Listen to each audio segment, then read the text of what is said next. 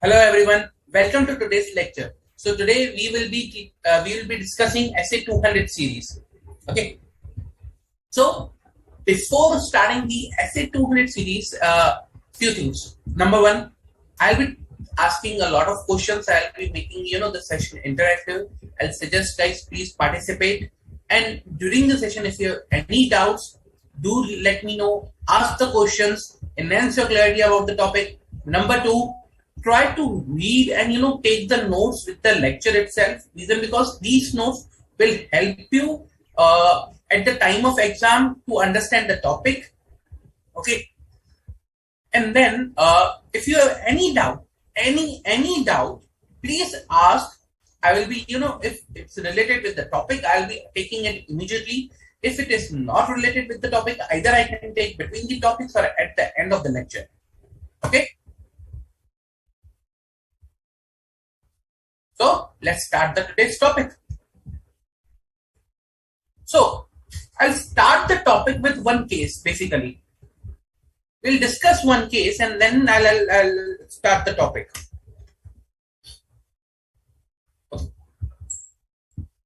This is a case. Let's say, my friend, Mr. A decided to take an assignment of statutory audit of ABC Limited. ABC Limited instead to start the assignment on immediate basis. So they were focusing on, no, please start the assignment on immediate basis. We have to, conduct the audit. We are running late and what so. Okay. And Mr. A decided, okay, he will do formalities later and he'll start the immediately. Mr. A agreed to the same. Fine. On immediate basis, he started the work. Later, when Mr. A asked for the listing of data, first management was reluctant to provide the listing, and later when they provided, they denied sharing the address and the contact details of for external confirmation. Means management was not sharing the details of data. Okay, so management was reluctant first, and they denied later on sharing the address and contact details. So data was not provided.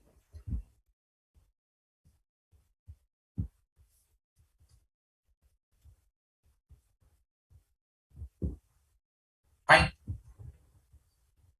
Then Mr. A also requested, please provide me. Mr. A also requested management to provide with additional information regarding working of doubtful debt provision created by management, which management also denied. Like, will not provide. Fine. Amazing management. I've never seen such management, but okay, fine. Mr. A conveyed that it would be impossible for him to conduct the audit as he is not getting the required information. Management of ABC Limited conveyed that it is the responsibility of auditor to conduct the audit with the data that is available with him. So it is the responsibility of the auditor to conduct the audit with the data that is available to him. Don't ask additional data. Do the audit with the data you have. Don't come to us again and again and ask additional data. That was the management saying. Okay. Auditor also, as per the management, it was not agreed between management and auditor that all these things will be required during audit. Again, clearly, management is saying, I was not aware like all these things are required to be given during the course of audit. Otherwise, I would have not hired you, or I would have told you that I will not be providing these things. Fine. So there was a communication gap. So management, so not agreed between management and auditor. Fine.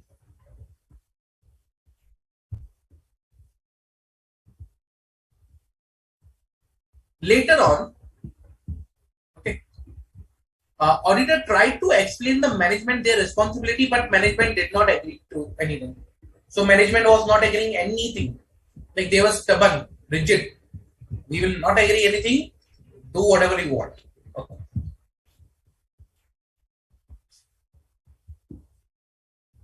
Later, seeing the disconnect and issues with the auditor, management decided to reduce the areas which Mr. A was auditing. Now, as per the revised terms, Mr. A was supposed to audit only liability side of balance sheet. Management conveyed that Mr. A that they will be hiring another auditor to conduct the rest of the audit. So they reduced the area of Mr. A. Okay. Now Mr. A was taken away all the areas that he was supposed to audit because he was asking so many questions. There was a disconnect between the management and Mr. A, and hence they revised the terms. Terms were revised. Fine. Later on, what happened is, later on, Mr. A agreed and performed the audit of liabilities and issued partial audit report. Okay. Management of ABC Limited filed a case against Mr. A on the grounds that due to Mr. A's last minute withdrawal from the full scope audit, management was not able to identify any other auditor at last moment. So, management filed a case. The reason because they told that it's a last minute withdrawal from the scope by Mr. A. And because of this, management suffered an issue. Very good story. Very good. Okay. Let's analyze this story basically. Now, first of all, by reading the first paragraph, Mr. A decided to take the assignment of statutory audit of ABC Limited. ABC Limited instituted to start the assignment on immediate basis and do the formalities later. What is the issue that you think could have avoided over here? What is the problem that you can see that could have helped Mr. A during the course of audit, which he would have not followed here? Like something, some advisory, some suggestions you would like to give Mr. A by just reading the first paragraph, guys.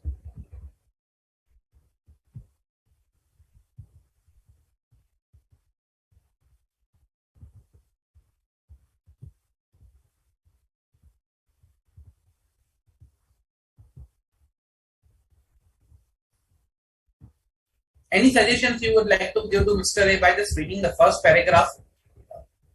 That okay, this thing he should have done.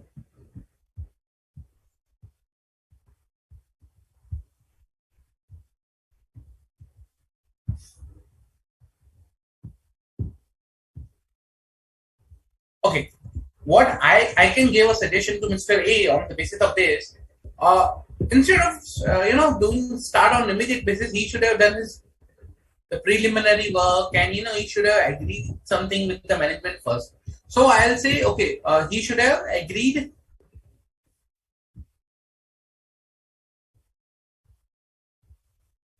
few things with management first. I'll provide in that suggestion. Okay, fine.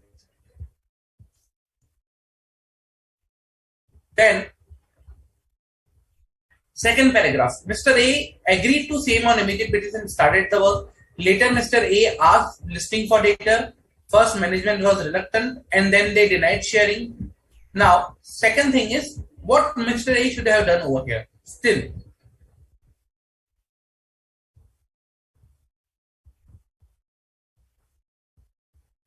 I suggest Mr. A should have, immediately, I think Mr. A should have done immediate communication with management.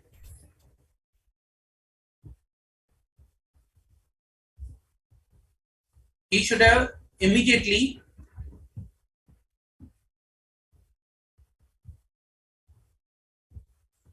communicated with management, okay, about the data required, and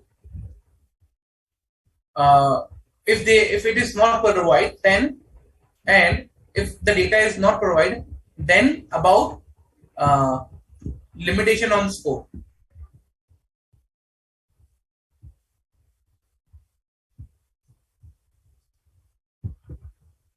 Okay.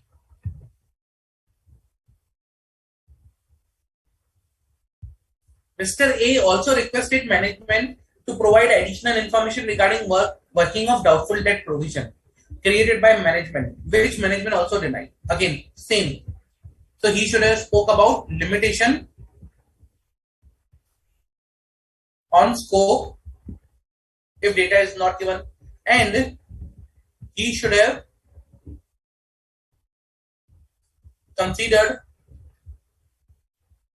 the impact on audit report.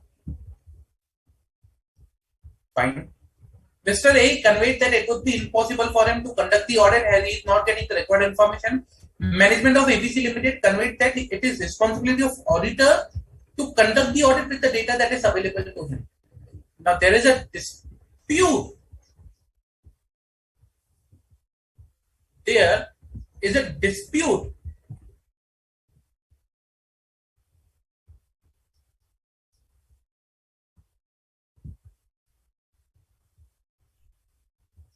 between management and auditor with respect to management's responsibility and auditor's responsibility. Like what was auditor's responsibility and what is management responsibility? There is a dispute. Now, if there is a dispute, then he should have already agreed, initially. So now, initially, I remember I wrote like agreed. He should have agreed few things. Which are the few things? These are the few things that he should have agreed. So let us write these few things. So he should have agreed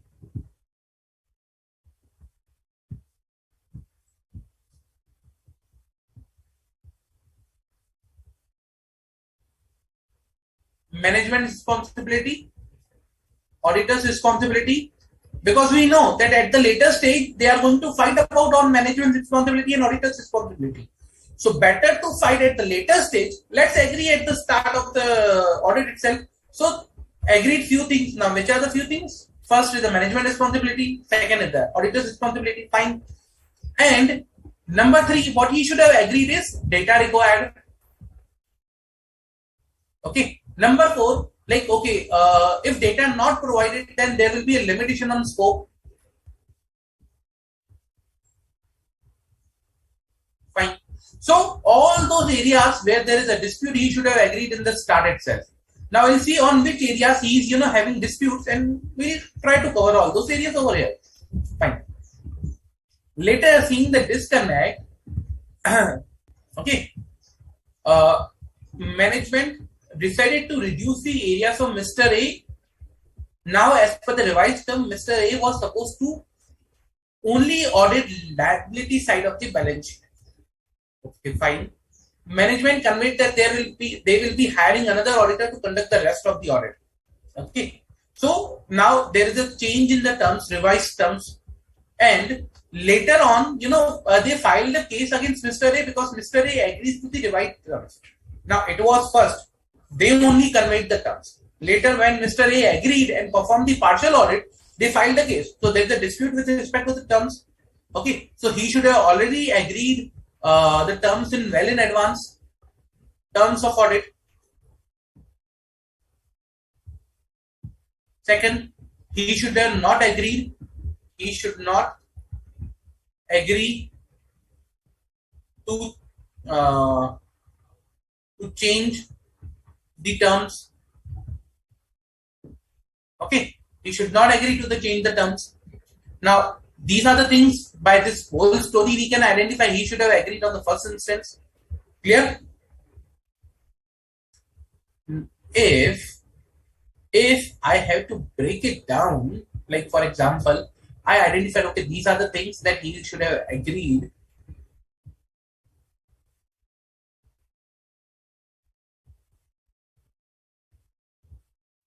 Then let's discuss our essay 210, which talks about same things.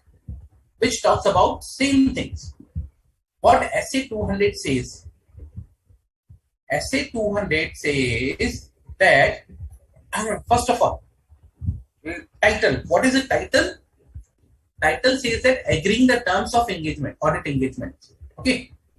Now agreeing the terms, you need to agree the terms of the audit engagement that you are going to take. Okay. That's the one part, agreeing the terms. in terms with respect to your audit engagement. That's the second part. Clear? So this standard will provide guidance on agreeing the terms. Fine. Okay, good. Then, what is the objective of the standard? The objective here of the standard is to provide you guidance on the agreeing the terms. Number two, what is the objective of the auditor here? Okay.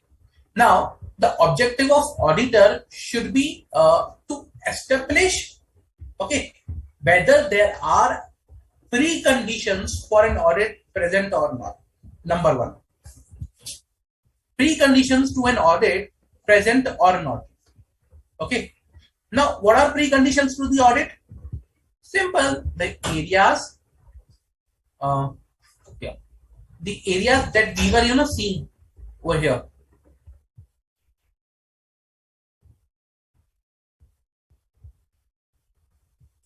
These are the preconditions to the audit. So, whether these preconditions to the audit are present or not. Right?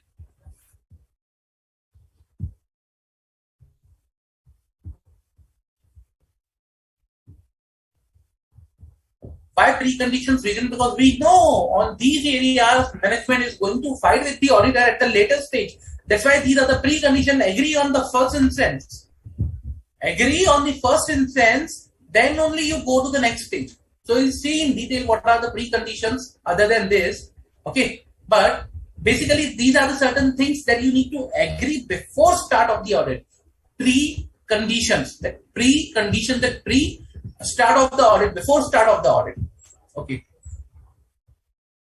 So let us see. So scope is SA deals with the auditor's responsibility in agreeing the terms of audit engagement with respect to the management, and those charged with governments. Okay, fine.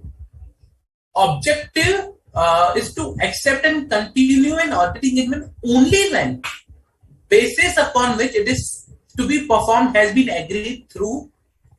Okay, I'm talking about basis upon which it is agreed to be performed. Like on what basis you are agreeing that you will be performing this particular engagement. Okay, so basis upon which it is required to be performed, and it has been agreed that preconditions for an audit are present. Preconditions for an audit are present. So before start of the audit, it should be agreed and it should be identified that the preconditions are present. Number two, confirming that there is a common understanding between the auditor and management or those charged with governance of the terms of audit engagement. It should not happen that, okay, later on they fight, like we saw in the revised terms, we saw with the provision working. So there should be common understanding between management and auditor about the terms of audit. Two things, precondition and terms of audit, a common understanding. Now you will ask, what is the precondition? What are the preconditions? So preconditions means, when I talk about precondition, okay, so we saw in the example, remember, what are the example that what are the preconditions? So when I talk about precondition says that in order to establish preconditions, the following things should be discussed. The following should be identified. First, whether the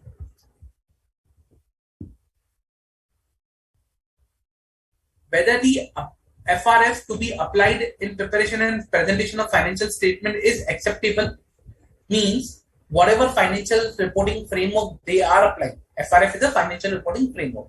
So whatever financial reporting framework is to be applied is perfectly fine or it's acceptable. Now this is required to be established by auditor. Whether the preconditions are present, the auditor shall, okay, these are the things the auditor should look into. Whether the financial statement framework, financial reporting framework to be applied is acceptable. Like for example, if the company is there, okay, instead of schedule 3, they are preparing their own format, not acceptable.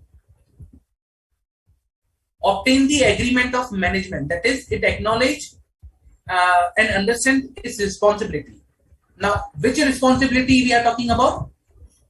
First, preparation of financial statement as per FRF. That is the responsibility of the management. Tomorrow, when you start audit, let's say, for example, in earlier example, they were discussing on the some additional data. Let's say at a later stage, management says that no, you are responsible to prepare financial statement. Oh, I thought in the audit you are responsible, that you will be preparing the financial statement and you will be auditing those. Now, if those sort of things or those sort of discussions come up, then means there is a lacking or there is a missing understanding between the management and the auditor. That's why, first of all, agree with the management that what is the responsibility of the management? To prepare the financial statement as per FRS. To prepare the financial statement as per FRS. Second, for internal controls such that the financial statement should be free from material misstatement, means that for internal controls, basically what they need to do is that management determines is necessary to prepare financial statements that are free from material misstatement. That they need to prepare, implement such internal controls to ensure that the financial statement are free. So implementation of internal controls. Okay. Third, what is we are required to agree with the management? That management should provide the auditor with access to all the information, additional information, and unrestricted access to person within the entity. So that tomorrow when we ask for the provision working or we ask for the contact details, the management should provide to us. Access to all information, additional information. These are the preconditions of audit. Okay, so these are the preconditions of audit. Basically, these things should be present before you start the audit. Otherwise, you will end up into litigations.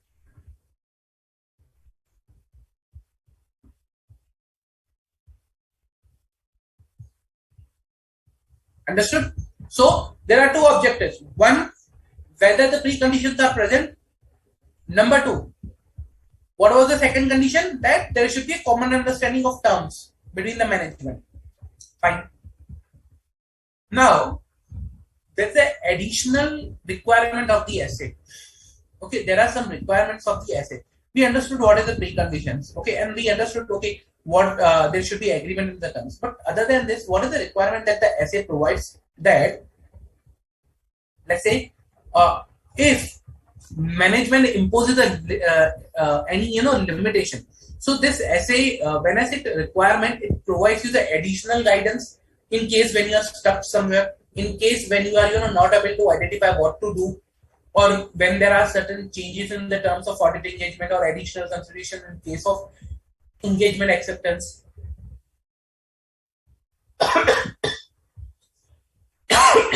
Sorry.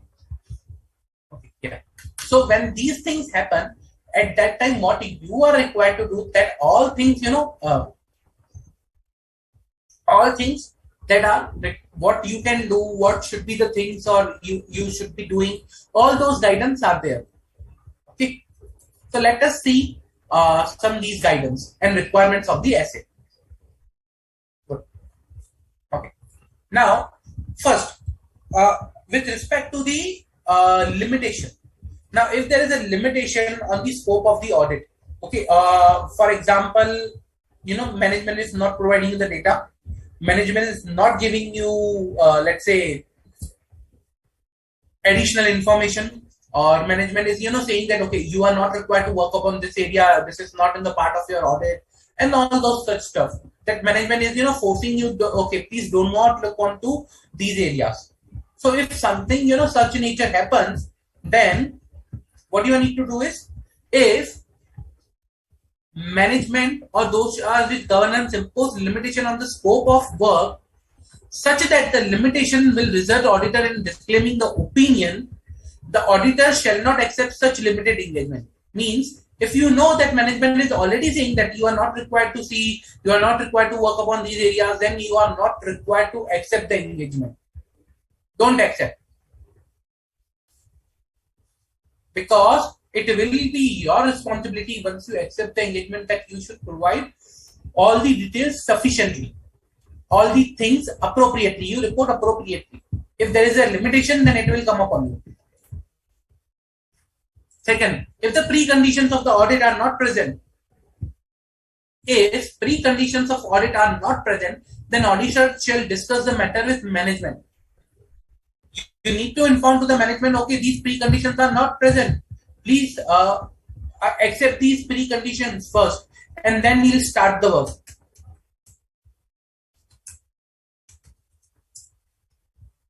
Okay, so preconditions are necessary. And first, you should agree the terms with the management. So the second point was understanding of common terms of audit. What are the common terms of audit? So audit engagement terms shall include objective and scope of audit, responsibility of the management, responsibility of the auditor, identification of applicable financial reporting framework, reference to other report necessary to be read in conjunction with this report. And in case of recurring audit, auditor shall assess whether there is a revise or they need to remind the terms to the management. So all these things are required to be done. Clear?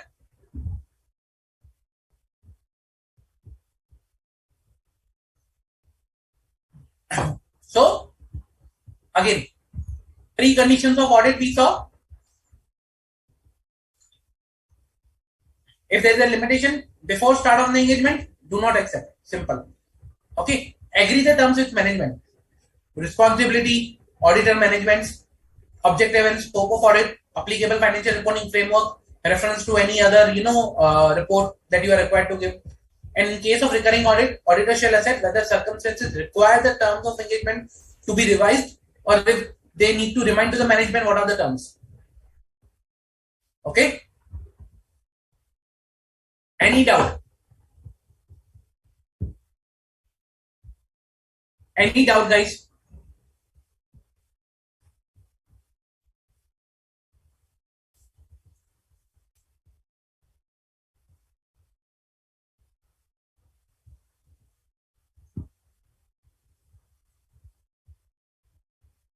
Now, before jumping to the next topic, I want to ask you a simple question. Let's see how good you reply to that. It's MCQ, so basically we'll discuss this thing.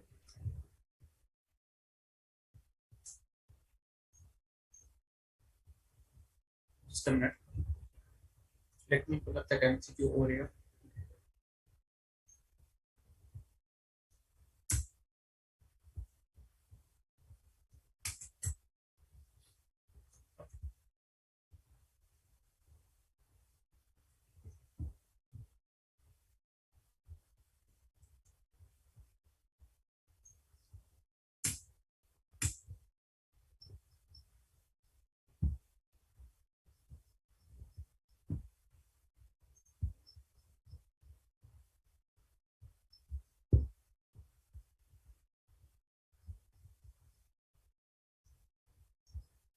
Okay.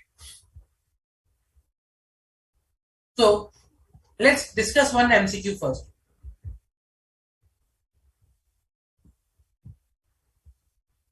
Comment on the following situation. CFP was engaged by ABC Limited for auditing their accounts. She sent her letter of engagement to the board of directors, which was accepted by the company. In the course of audit, the auditor was unable to obtain appropriate and sufficient audit evidence regarding the payables. Management requested for a change in terms of engagement to avoid the audit of payables. In the current scenario, what auditor should do? The auditor should not agree to the change in terms without where there is no reasonable judgment for doing so. The request of management for change in terms is justified. the request by management should be approved by the internal risk and compliance committee, and then only the auditor can consider the same. The auditor should rely upon the work performed by internal audit and should leverage the work audit evidence over there. So what should auditor do? Pretty simple.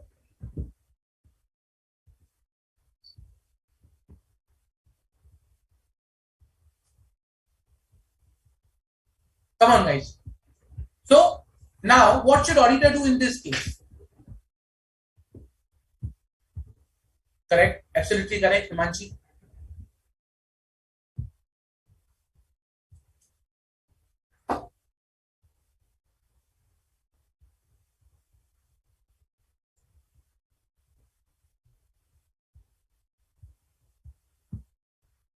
Come on, guys. What auditor should do? Pretty simple. Correct, Jay? Good.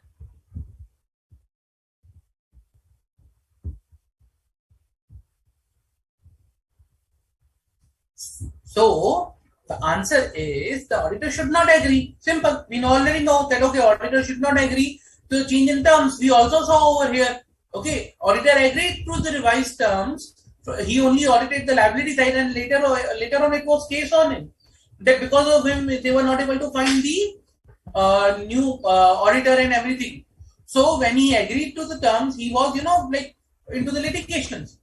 Now that was you remember we talked about okay, he should not agree to the change in terms.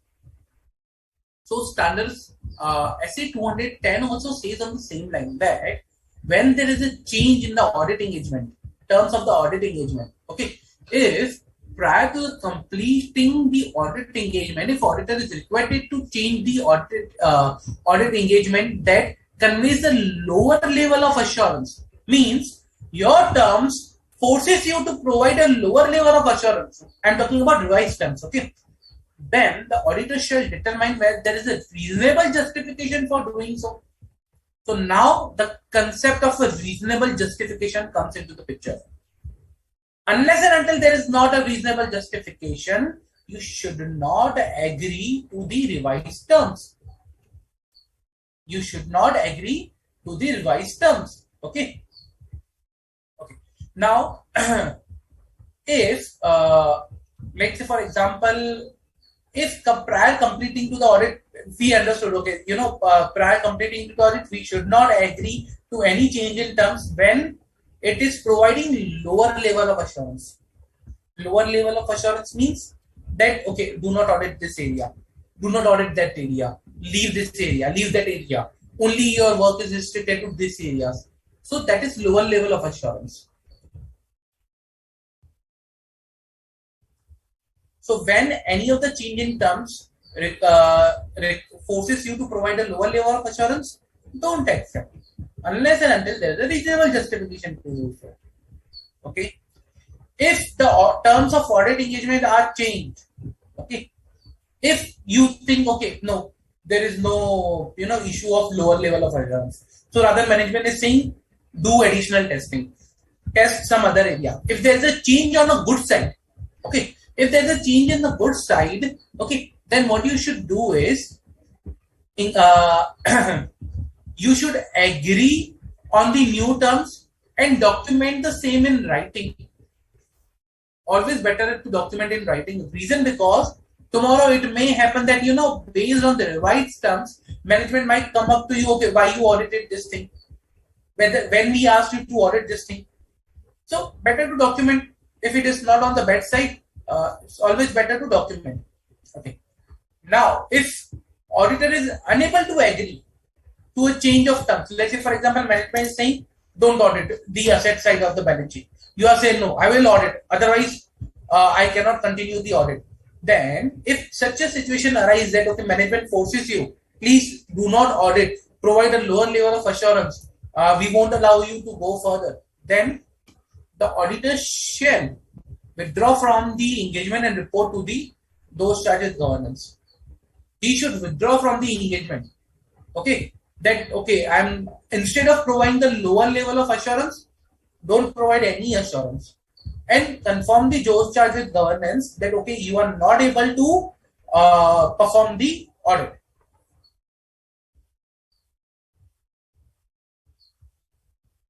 Now, two things. One, at times withdrawal is not possible. Okay, at times withdrawal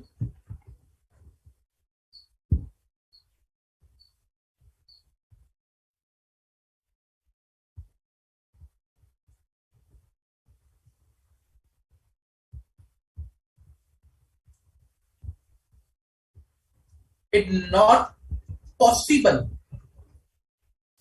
from engagement. Okay, if withdrawal is not possible from engagement, then what you should do is consider the legal advice first of all. Second, inform the relevant authorities.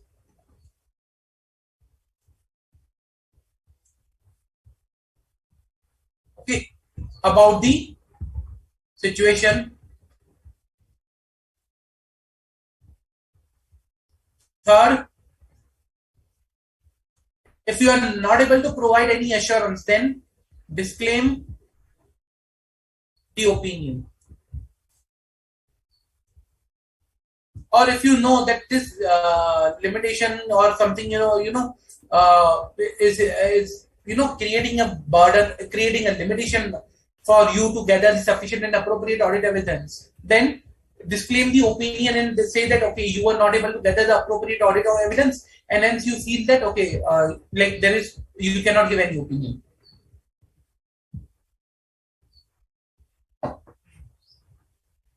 Clear? So that should be the case when you are not able to withdraw. Okay. Now, the last thing, not last thing, but okay. One of the case where when there is a dispute with respect to the financial reporting standards and the laws and regulations. Okay. So, for example, when there is a conflict between financial reporting standards and the laws and regulations, okay, with respect to the reporting, let's say, for example, India says report XYZ, but law says report only Y and Z, do not report X. So, first of all, what you should do in such scenario, if the auditor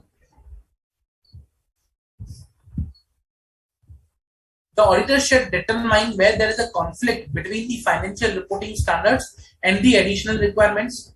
Okay. If such conflict exists, the auditor shall discuss with the management as to whether additional requirement can be met through additional disclosures. Let's say, for example, let's say, for example, good example, related party disclosure. So company laws or Sebi listing agreement sometimes require you to disclose some additional RPT, related party transactions or related party disclosure. Now, as per the standard, that might not be required, but there is an additional disclosure requirements. Then ask management, provide one more schedule of related party disclosure as per the requirements of the listing agreement. So whether this is possible to provide additional disclosure, a description of applicable FRF in the financial statement can be amended, whether that is possible to amend the description of FRF, whether the financial reporting frameworks allows you to modify themselves accordingly the requirement of the law.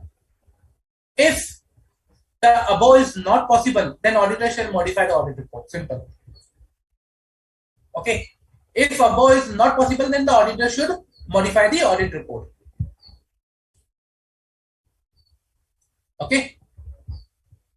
Now, second is when financial reporting framework prescribed by law and regulation, prescribed by law and regulation is not acceptable. Okay.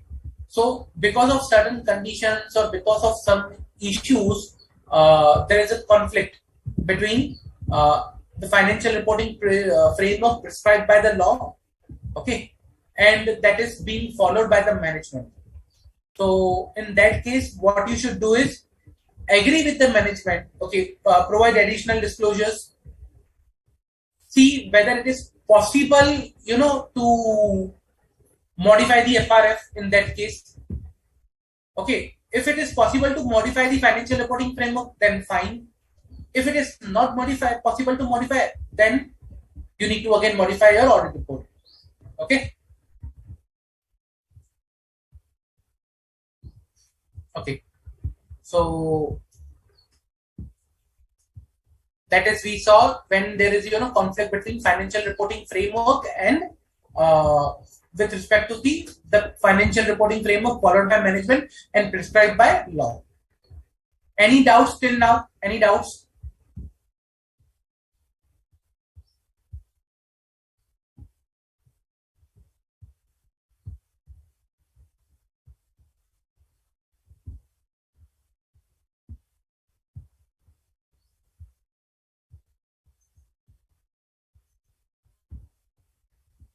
Any doubt, guys?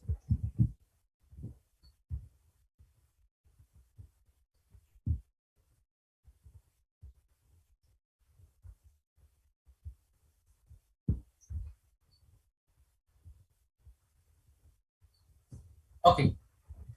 So you want to understand what is the legal advice for withdrawal and relevant authorities. Legal advice for withdrawal means, remember there was a circular by, I think it was issued by Sebi on the auditor's resignation.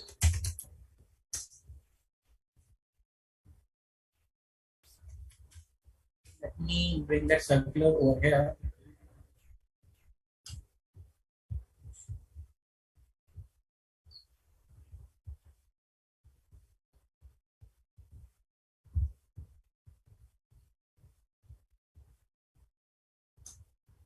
Just a minute, let me bring the circular over here so I can specifically guide you.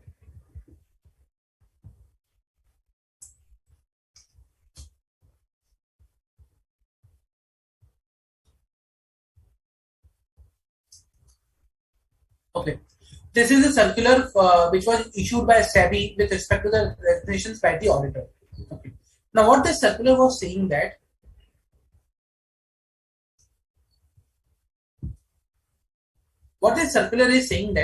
for all listed entities, material subsidiaries shall ensure compliance with the following conditions while appointing and reappointing an auditor. Okay. If the auditor resigns within 45 days from the end of the quarter of a financial year, then the auditor shall, before resignation, issue the limited review or audit report for such quarters. Okay. Now, here, when, let's say, for example, in this case, there was a change in terms. There was a change in terms of scope of audit. Okay, because of which there was a limitation. Now, auditor cannot resign because this condition. Because of this condition, let's say the time limit left for such quarter is less than 45 days. Okay, now auditor cannot resign. So what auditor should do is, first of all, inform management that this is a scenario. In this case, I am forced to issue disclaimer of opinion. Number 2, inform relevant authority. In this case, relevant authority will be SEBI plus, if required, MCA. Number 3, also here, those charged with governance. Okay. Number 3, seek legal advice. Now, why legal advice? Reason, because you are going to issue disclaimer of opinion. Now, tomorrow, if management can come to you and say that, okay, whatever scope that you are saying there was a limitation, it was not a limitation. you are understanding as a limitation, but this is actually not a limitation. So first of all, you need to take a legal advice or something, be ready at your end. Yes, this is a limitation and this, our understanding is correct. So legal advice with respect to the first, yes, there was an actual limitation. Number two, we ensured each and every, we performed all these necessary steps to ensure that okay, this thing should be communicated appropriately, and we took all the measures that before issuing a disclaimer of opinion that it could have avoided or we could have avoided or necessary steps were taken. Okay, so legal advice to ensure that the necessary steps were taken to ensure that this limitation should go away, or we at least communicate this limitation. Then what is third you are required to do is, once you seek the legal advice, okay, I'm issuing a disclaimer of opinion, whether there will be any legal liability on me. Answer is yes, no. I need to understand what could be the repercussions and everything, and then I will issue disclaimer of opinion. Okay, so this is how it should work. I hope I answered your query. Any further questions, guys?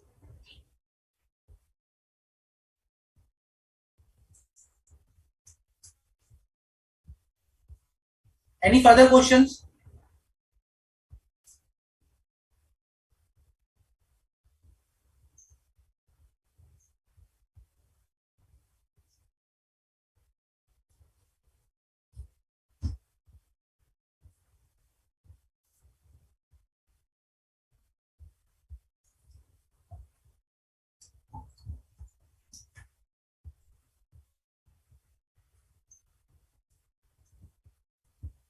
No? Okay. Let us go now and solve some of the MCQs. Let me see.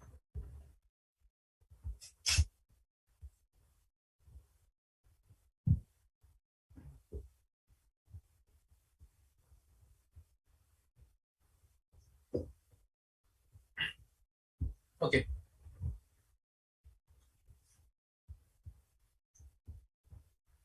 Let us solve few questions.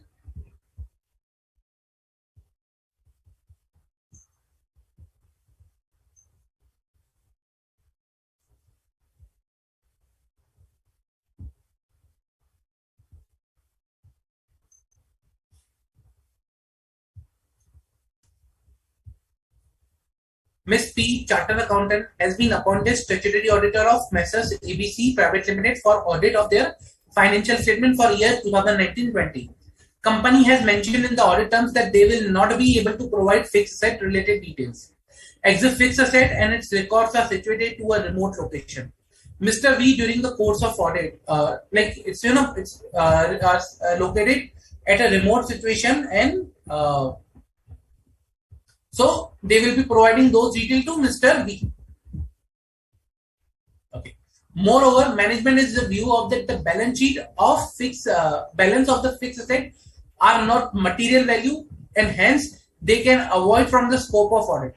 However, as per the local regulations, Ms. P is required to report over fixed asset in her audit report. Okay. So advise the correct course that Mr. P, Ms. P should opt for.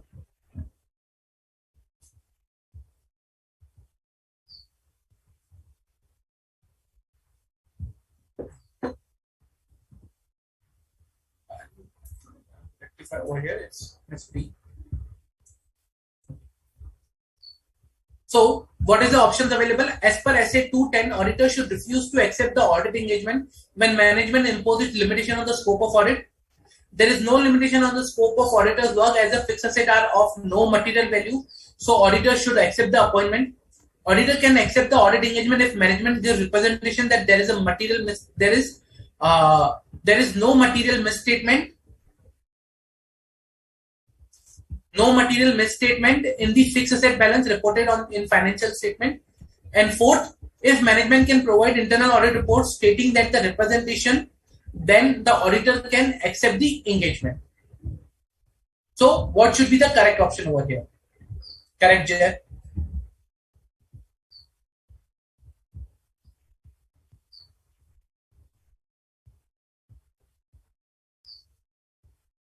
Come on, guys. What should be the correct option over here?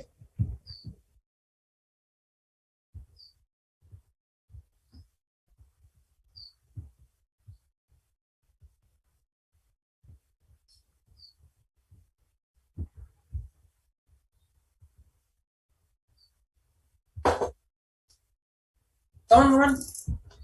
Pretty much easy.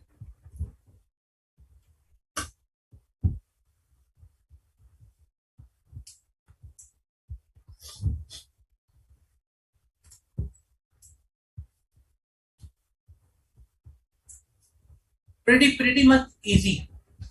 I'll say seriously. Come on, guys.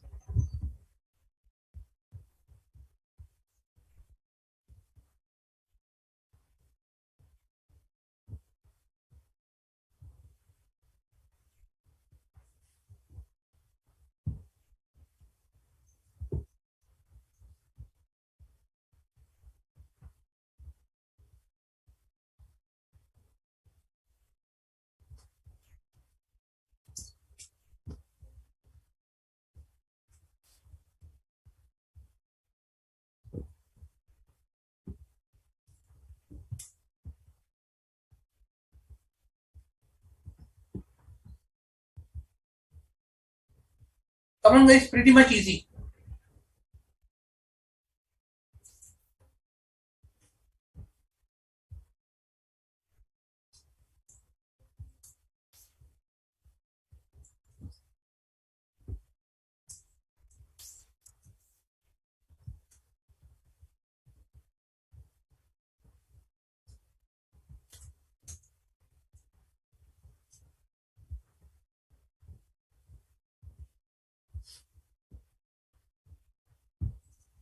So in the current case, the answer should be basically first one. He should refuse to accept the audit engagement when management imposes a limitation on the scope of audit. Simple. Okay. Fixed asset of no material value, but there is a additional requirement of reporting on fixed asset. So this is not the correct. Again, management representation will not do any good.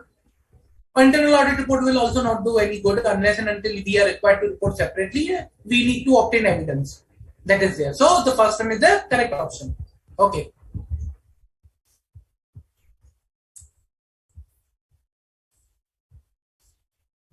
Now another question.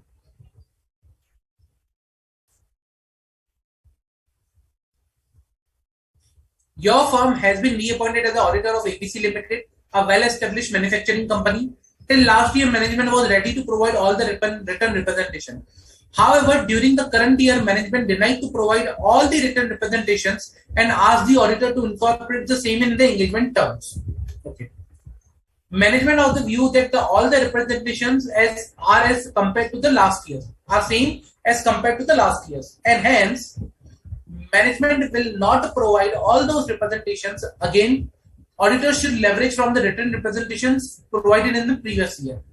In the current scenario, consider the importance of management representation and how should treat the change in the engagement terms for the recurring audits. So, first of all, management is not going to provide you the written representations. Management is saying representations are same compared to the last year. Leverage that only. We are not going to provide again and again same thing. So auditor should not agree or should not accept the change in terms of engagement if they are not justifiable. Auditor can leverage the comfort and can use last year's written representation. Auditor should ask approval from the shareholders of the company for such change in terms. Auditor should start the audit and then should not wait for the finalization of engagement terms as this is the recurring engagement. What auditor should do in the current case, guys? Come on. What auditor should do in the current case?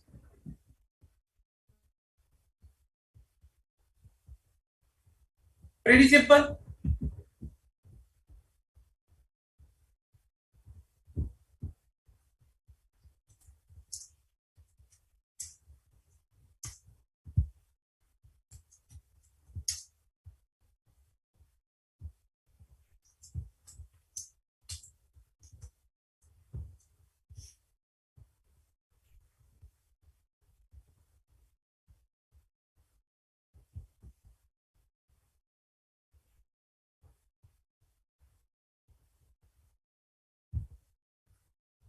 Pretty simple, correct?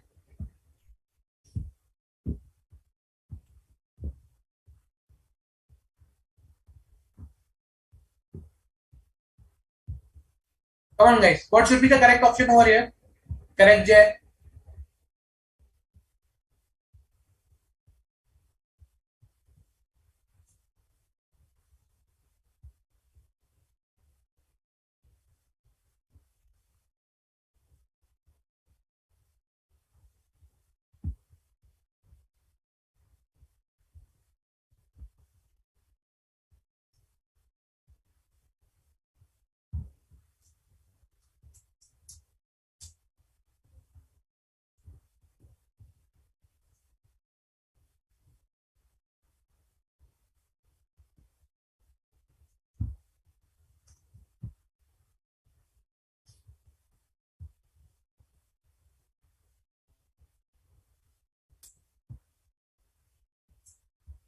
Come on, guys. Come on.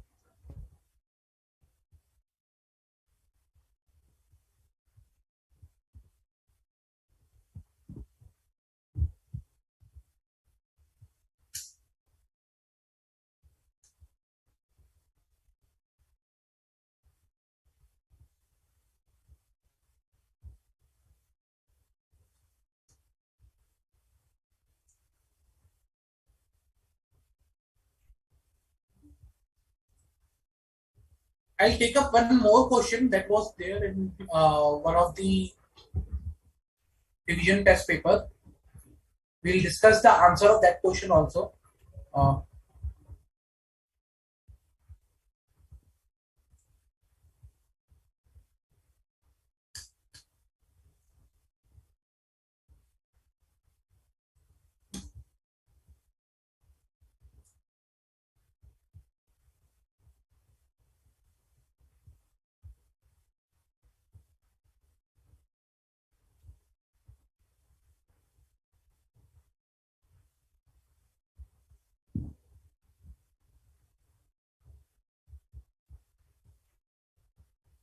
so,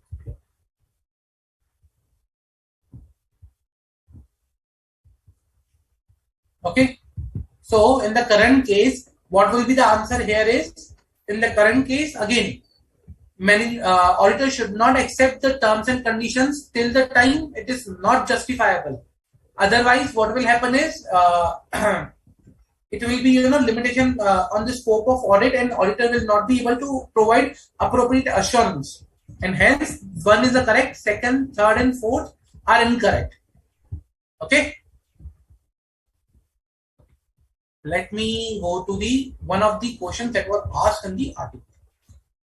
MEA Limited is a listed company having its operations. Is a listed company having its operation across India. MEA Limited appointed Mr. X, Mr. Y, Mr. Z as joint auditor for the year 1920. After making sure that all of them are qualified to be appointed as a statutory auditor, MEA Limited issued engagement letter to all of them. But Mr. X was not clear on some points. So he requested MEA Limited to slightly change the terms of its engagement. These change will not impact the ultimate opinion on the financial statement. The engagement letter contains the details on the objective and the scope of audit, responsibilities of the auditor, and identification of the applicable framework. Okay. It also contains reference to the expected form and content of report from all the three joint auditors. In your opinion, what was the discrepancy in the audit engagement letter issued by MEA Limited? You tell me what is the thing that is missing in this particular audit report or engagement letter.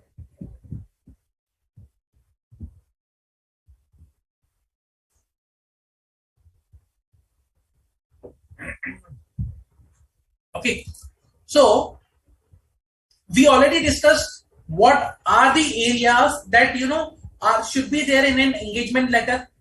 What are the things that are there for the precondition of the audit? So you need to think and see whether those things are there or not. What are the things which are missing? So, okay, let us discuss the things which are there first. Responsibility of the auditor is mentioned in the engagement letter. Identification of the framework is there. Objective and scope of audit is also there. Okay. Reference to the form and content of audit report of all three joint auditors, means reference to the external audit report is also there. Fine. What is missing then? What is missing? We see all these things are there. Then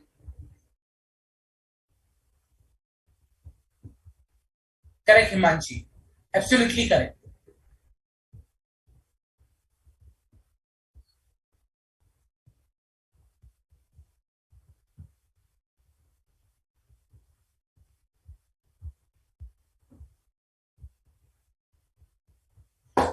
Come on, guys. What other thing is missing over here?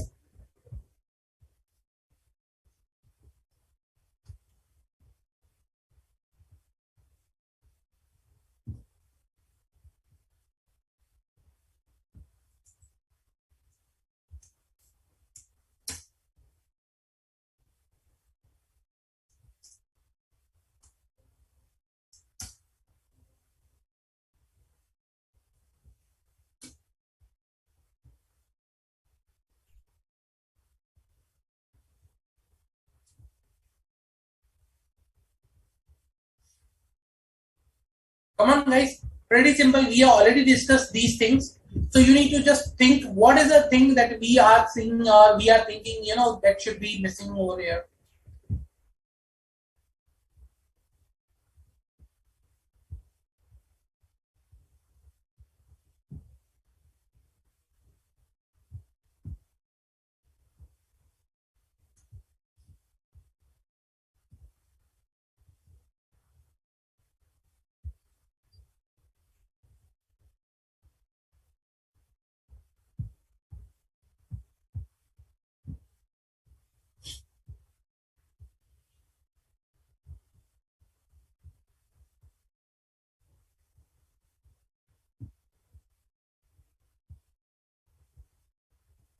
Okay.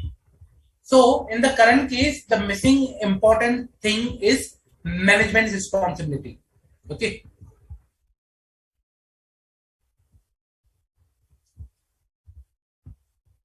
Remember what we discussed. Let's say I'll take up you to the about case study that we discussed. There was a management responsibility that should be there, auditor's responsibility. If data required, all these things should be there. But in the engagement letter below that we were discussing the portion, management responsibility was something that is missing over here. You have the responsibility of the auditor. Where is the management responsibility? And even with respect to the, we discussed that what things auditors is required to see for the for a precondition that management agrees and acknowledges its responsibility.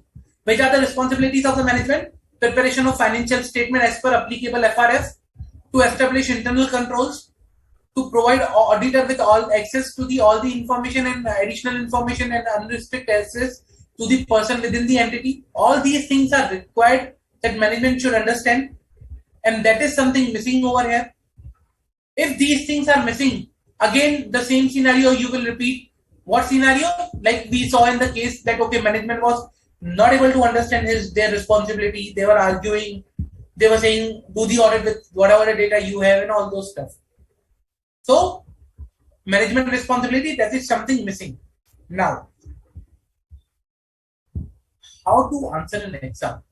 In most of the cases, what happens is, we get lost in the question. For example, in this case, I'll highlight some of the sections over here, so people focus more onto that sections, but you are not required to focus. Okay. So, listed company across India appointed these auditors. Okay. So,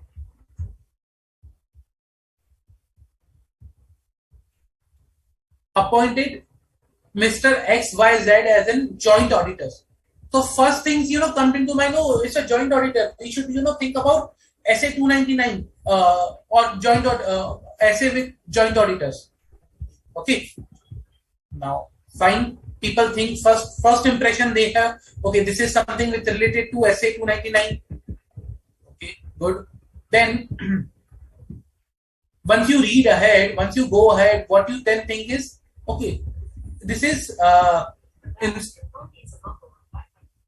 then once you read ahead, you say, okay, but Mr. X was not clear on some points, so he requested MES a slightly change in terms of his engagement. So you think, no, this is engagement terms. This is something not SA 299. First you thought SA 299.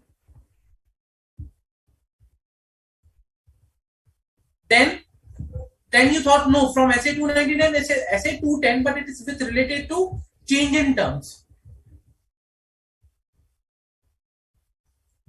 Okay, and you go on and read, you see, okay, the change will not impact ultimate opinion on the financial statement. The audit engagement letter include all these things. This, it is also contain reference to this. In your opinion, what discrepancy in the audit engagement letter issued by MEA Limited? So what you do is you focus this word over here, discrepancy in audit engagement.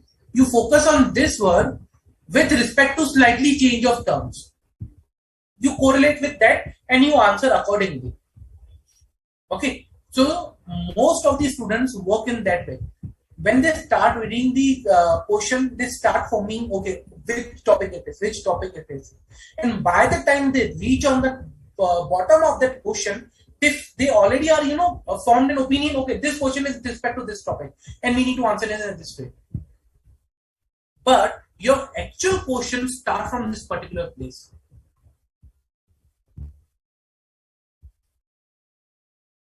Your actual questions start from here. This is the place from where your actual question starts. Above is just the background that is given for to set up the question. This is the starting point of question.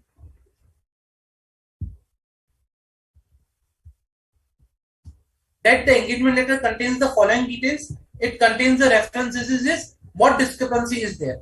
If today, if I remove this particular thing,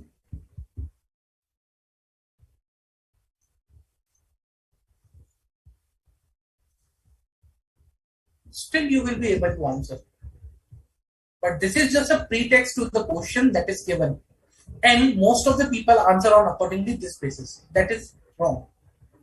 What you need to do is, once you read the question, read what is asked. First of all, read what is asked. So here it is asked, what is the discrepancy in the audit engagement letter? And then ask immediately before one line. The engagement letter contains these details. So you need to correlate not with the change in terms, but with respect to the discrepancy in the audit report and the content which is given. So your answer should go like, as per SA 210, agreeing the terms with audit engagement, the auditor shall agree the terms of the audit engagement with the management or those charges governments as appropriate, subject to the prescribed laws and regulations. The agreed terms engagement shall be recorded in audit engagement letter or otherwise suitable form with the written agreement, and shall include objective and scope of audit, responsibility of auditor, responsibility of management, identification of applicable FRF, reference to the expected form and content of any report. Okay, in the given scenario, XYZ is a joint auditor for 19. Okay, issued engagement letter to all of them. The engagement letter contains the objective and scope of audit, responsibility of auditor, identification of applicable framework. However, engagement letter issued by MEA does not specify responsibilities of management, whereas SA 210 it should specify the responsibilities of management. So accordingly, you need to answer. Clear? Any doubt? So this is how you need to answer, and this is how you need to understand what is asked in your question. Do not jump onto the conclusion when start reading the question. Okay, this is by first student I can tell you from which topic it is. Don't do that. Don't do that. Not required. Understood?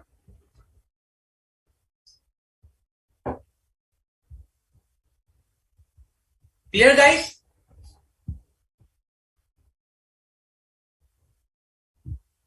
Okay. That was my SA 210. agreeing the terms of audit engagement. Let's move to the next essay.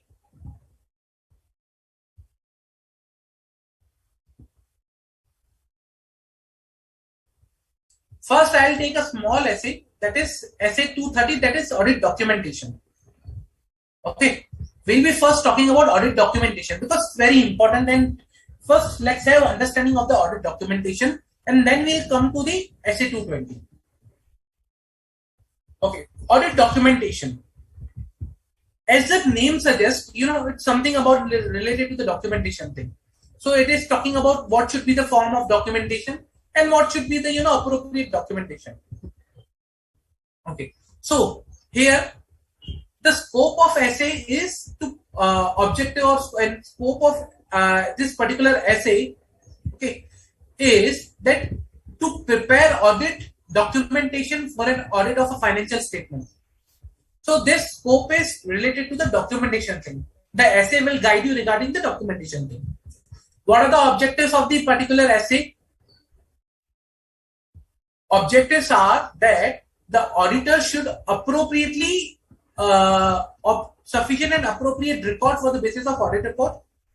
The auditor should have a sufficient and appropriate record. Number 2, that evidence that the audit was planned and performed in accordance with the essay.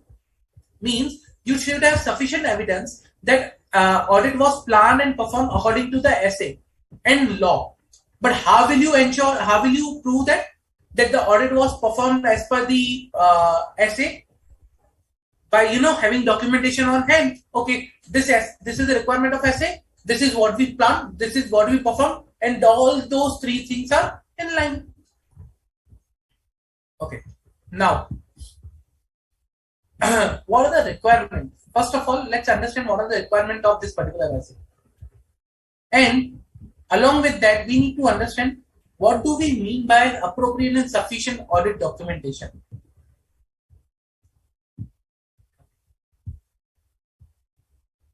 So the purpose of audit documentation, you can say, is, or you can say appropriate and sufficient audit documentation means which enables an experienced auditor having no previous connection with audit to understand. Now, I'm not a previous, let's say for example, Mr. A is there who is auditing, but if today I go and see the audit that is being performed by Mr. A, I should be able to understand the following things.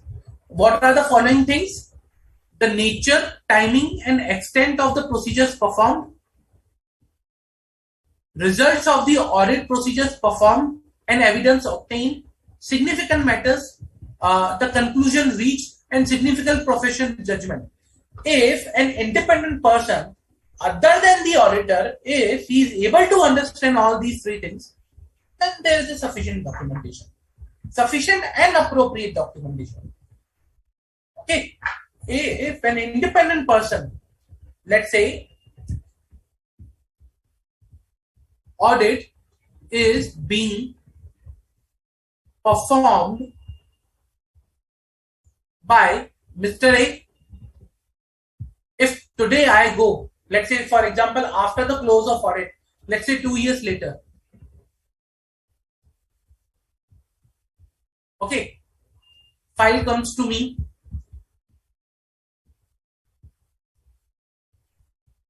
for review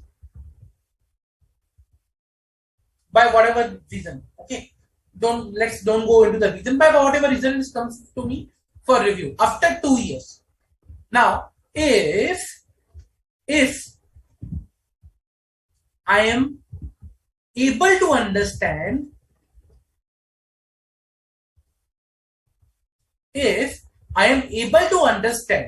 okay, what was the type of audit? Second,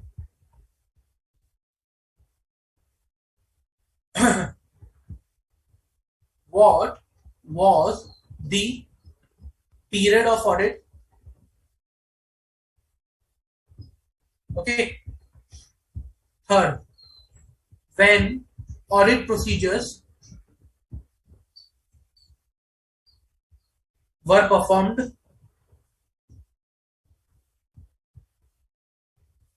what audit procedures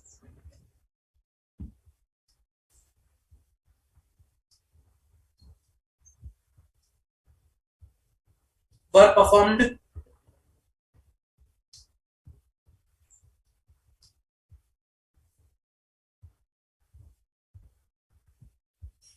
which areas were covered in audit procedures. Okay. Then what was result of these audit procedures?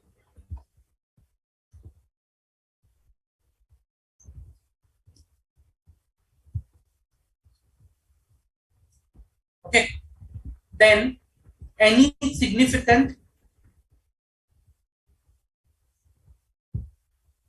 judgment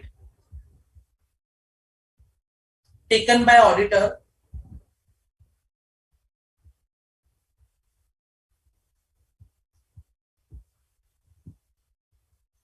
and its basis. If I'm able to understand all these things, then like the first one, type of audit and period of audit, let's say nature of audit I'm talking about, when audit procedures were performed, timing, and what auditor procedures were performed, extent. So nature, timing, and extent of audit procedures. Okay, whether these comply with essay, so whether what these were performed and whether they are as per the essay or not. So whether it is as per standards on auditing and law. Okay. Second, which areas were covered? So again, that will be part of extent of audit procedures. Result. So what result or evidence obtained?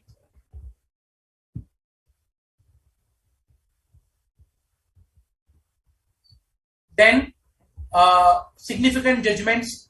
So whether any significant judgment taken by auditor and its basis.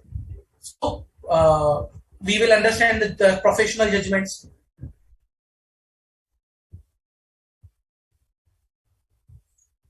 If all these things I'm able to understand, then I will say that audit documentation is, if I'm able to understand, then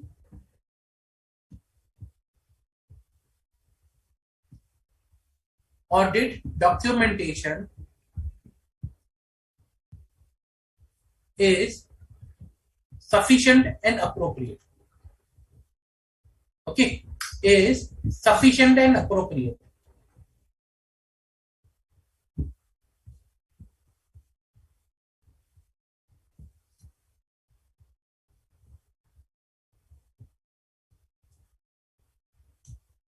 Now there should be one more thing that that is over here, that is me and Mr. A.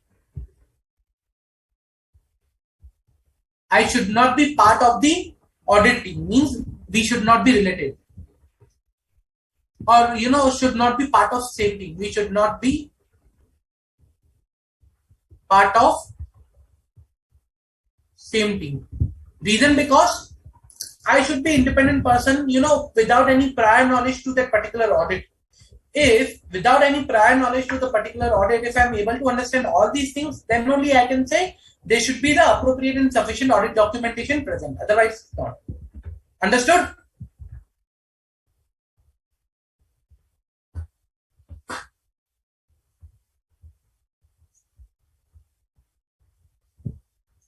Okay. So this is appropriate and sufficient audit documentation that is there.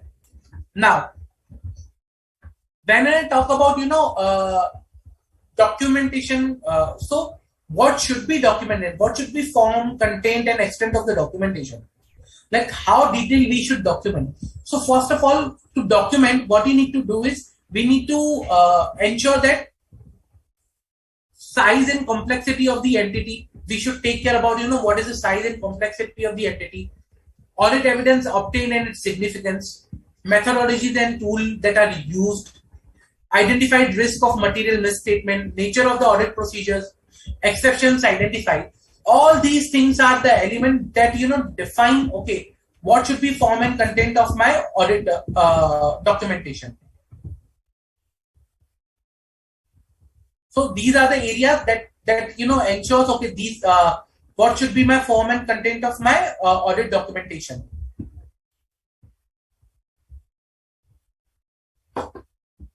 For example,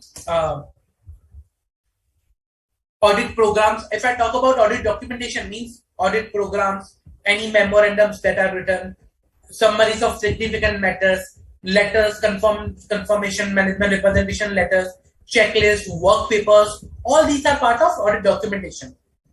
Okay, so see, now it may happen. There are certain versions of drafts of audit documentation. For example, working paper. There will be version 1, version 2, version 3, version 4. Partially documented things. So whether these things are required to be included in the documentation. Let me ask you one question on the basis of this.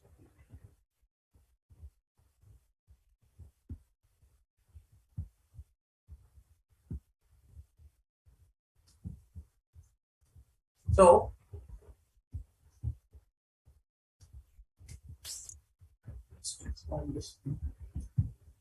we'll discuss these questions later, but first let me ask you one question.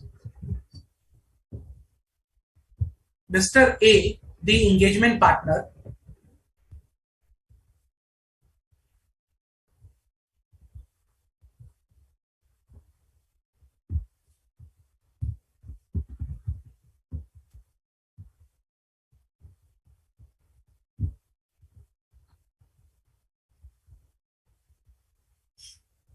instructed to complete the assembly of audit file after issuance of audit report. After issuance of audit report.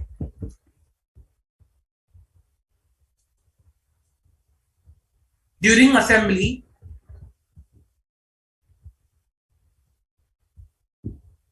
Mr. C, manager on assignment,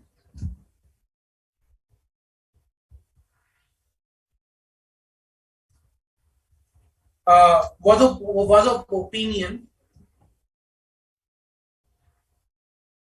that all the documents, including draft memorandums,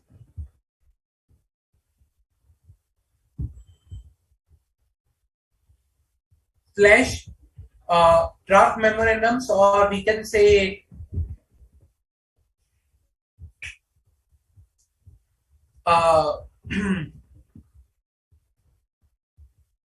raw work papers slash incomplete work papers,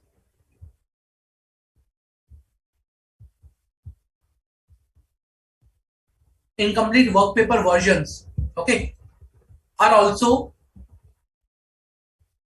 required to be documented as they provide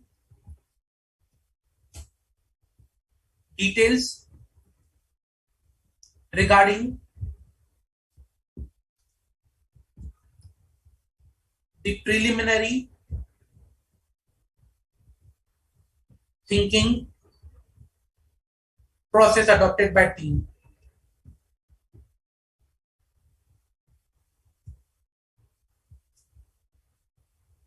Okay, so Mr. A, engagement partner, instructed to complete the assembly of audit file after the issuance of audit report. During the assembly, Mr. C, manager on the assignment, was of opinion that all the documents, including draft memorandum, raw work papers, incomplete work papers, are also required to be documented, are also required to be, kept, uh, are also required to be kept as, or stored, are also required to be stored, okay, as they provide details regarding the preliminary thinking process adopted by the team. You are required to guide whether this approach is correct or not. Guide Mr. C whether these items are required to be documented.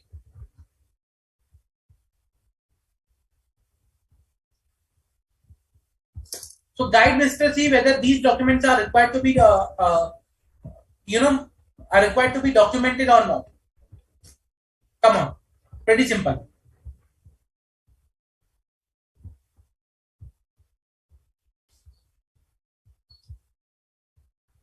Draft memorandum, raw work papers, incomplete work papers, or work papers which are not fully documented. So these work papers, they show preliminary thinking process adopted by the team, and hence Mr. C wants to include these into the audit documentation. Now, whether Mr. C is correct or not, you will provide me an answer.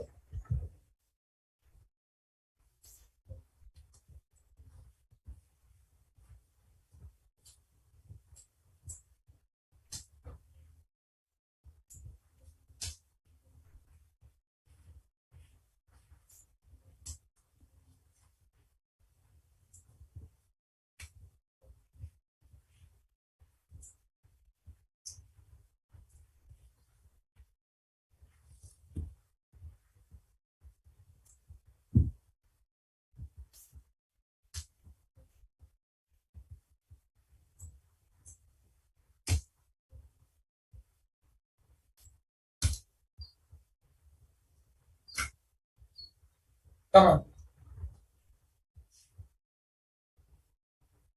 So whether they should be included or not included, guys.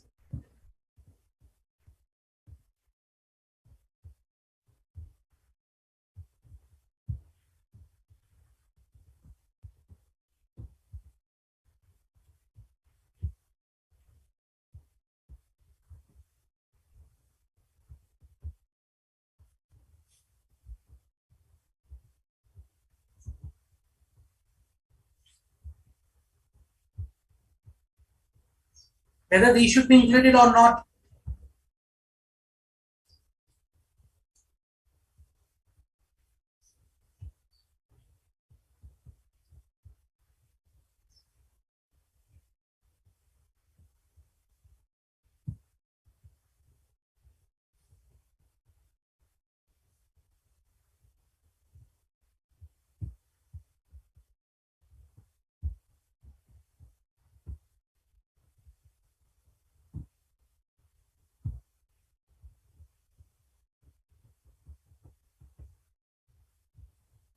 Okay.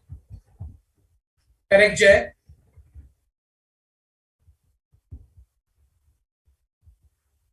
Correct, Himanshi. Correct. Totally, absolutely correct.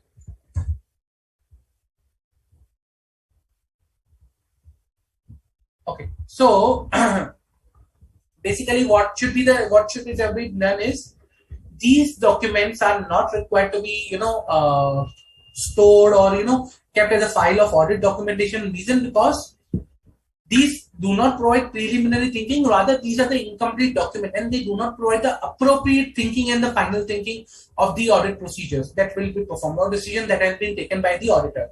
And hence, auditor is not required to include, okay, auditor is not required to include these documents. So, not required to include these documents into audit documentation, as these are not final one. They only, just they are incomplete, and they do not appropriately provide what the thinking process of the auditors were, or what was the final conclusion they obtained. Okay.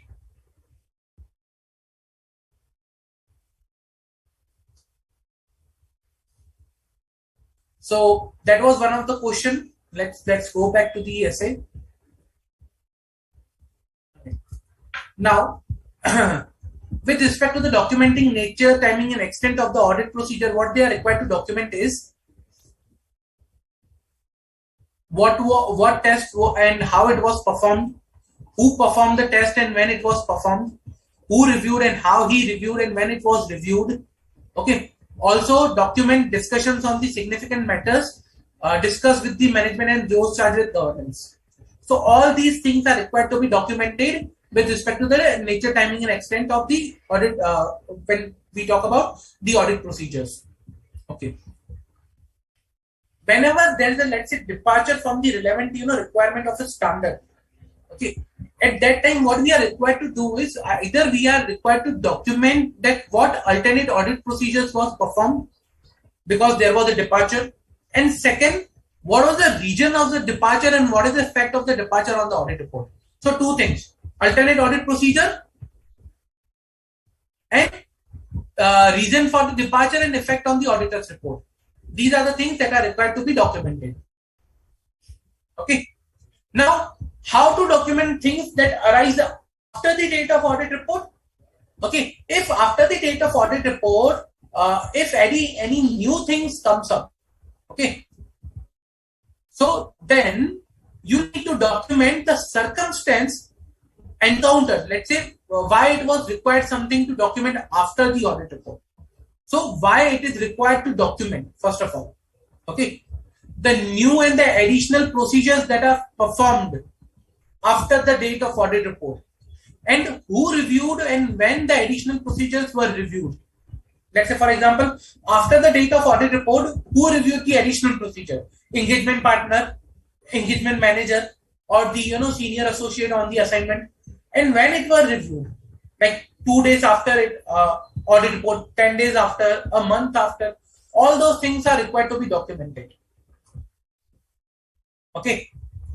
Assembly of the audit file, very important. Assembly means that after the completion of the audit, after the issuance of the audit report, all the documentations and everything are required to be kept at one place and to be assembled in a correct way. So complete assembly after the signing of audit report within the stipulated time.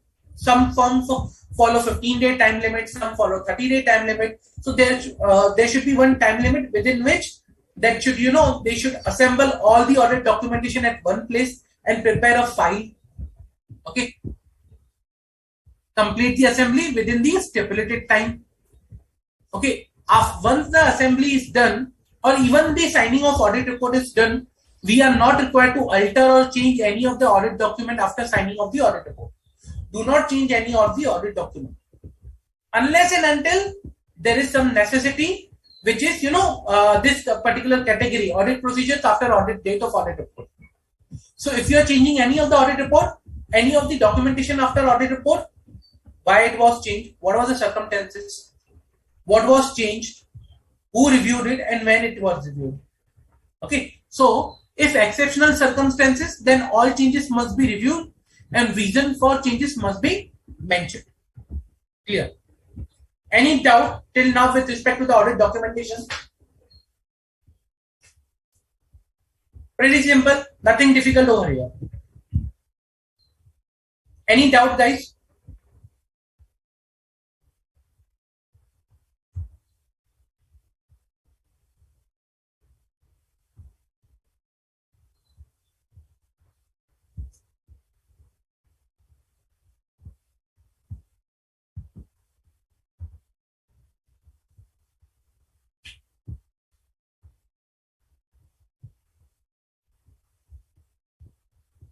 Any doubt with respect to this?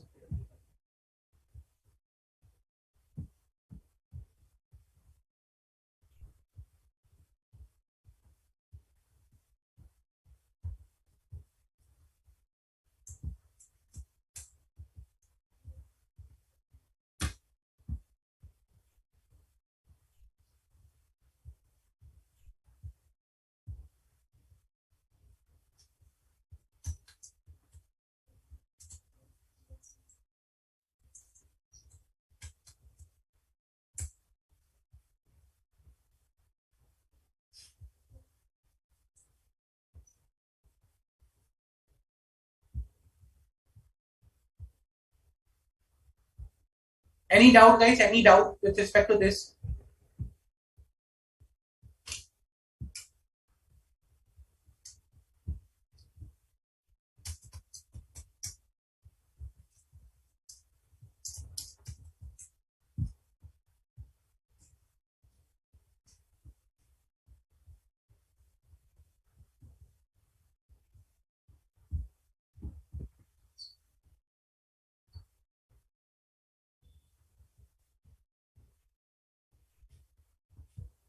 No? Okay. Let's do one thing. Let's take a quick 10-minute break and we'll gather again and we'll continue the topic. Okay? Let's take a quick 10-minute break.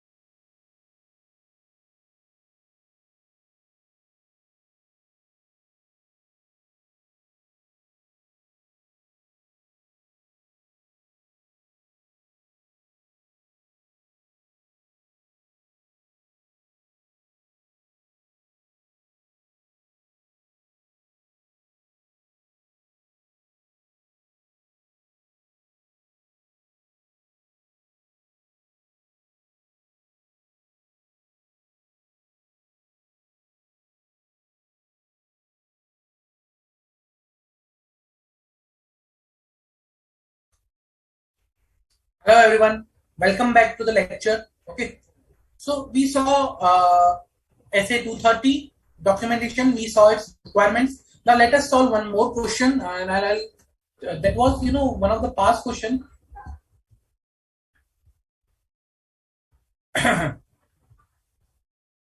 Okay, let me bring that question over here.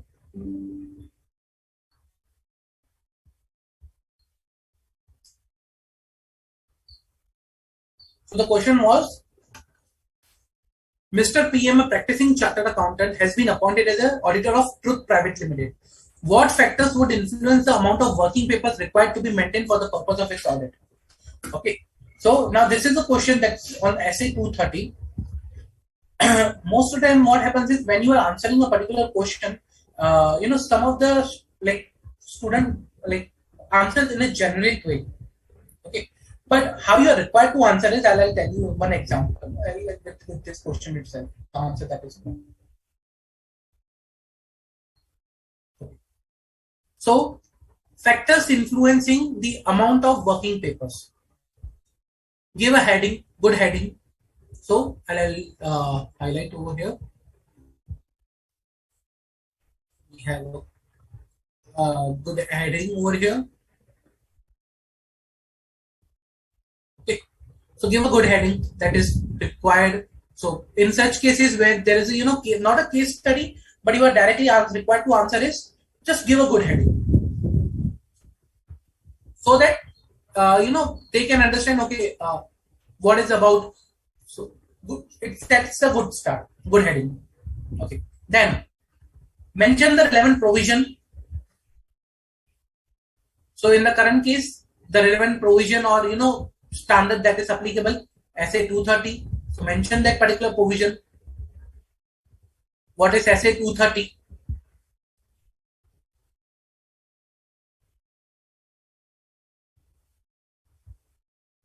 Audit documentation we provided, and then say what SA 230 prescribes. So which refers to the records of audit procedure, perform relevant audit evidence, obtain in the conclusion the auditor reached.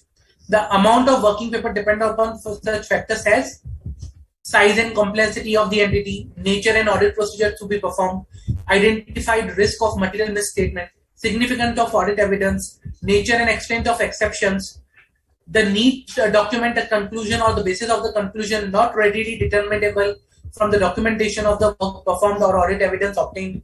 Means if evidence is directly not providing the conclusion, then the additional thinking process that was applied, audit methodology and tool used, timely preparation of the audit documentation, all these things are required to be documented. The amount of working paper, these are the factors which will influence the amount of working paper.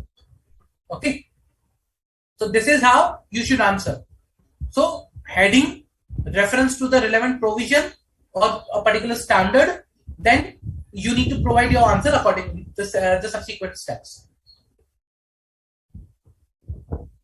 Okay, this was one of the question was asked in May 2020 RTP, if I'm not wrong. May 2020 RTP 11C, 4 marks.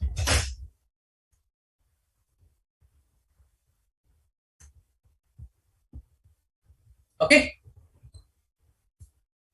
Now let us move to the some more questions. If I see, let me see if I have.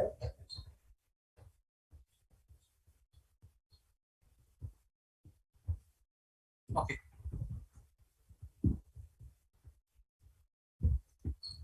Yeah.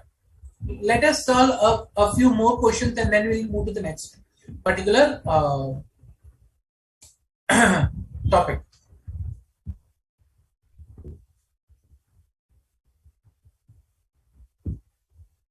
Miss A, a partner at AD and Company, appointed Miss D as an engagement manager for the audit of PKN Private Limited. Before starting the audit, Miss D was of the view that the terms of audit engagement should be separately documented and archived in the audit file other than the signed engagement letter. Further, Ms. D wanted to document the thought process behind defining the terms of engagement. However, Ms. A has a different opinion with respect to the documenting engagement terms in audit file. She was of the view that the existence of a signed engagement letter in the audit file demonstrates the auditor has agreed on the terms of audit engagement with management, or where appropriate with those charged with governance.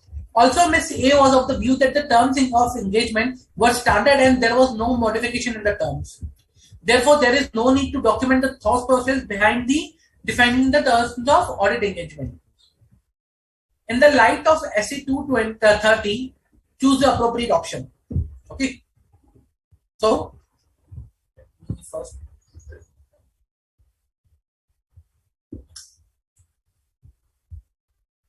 So, what are the options available over here?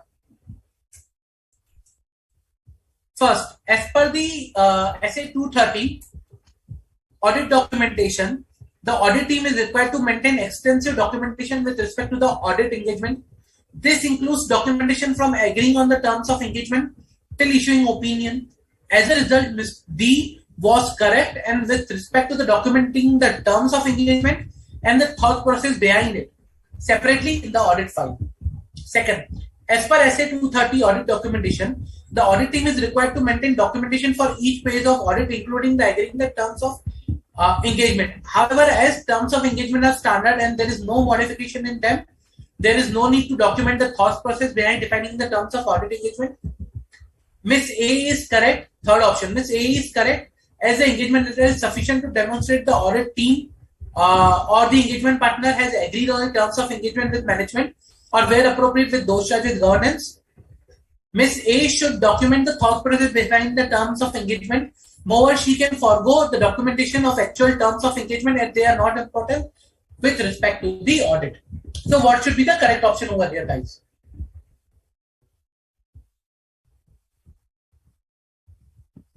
So whether they should document the terms of engagement separately and the thought process, or they should not. Select the appropriate option.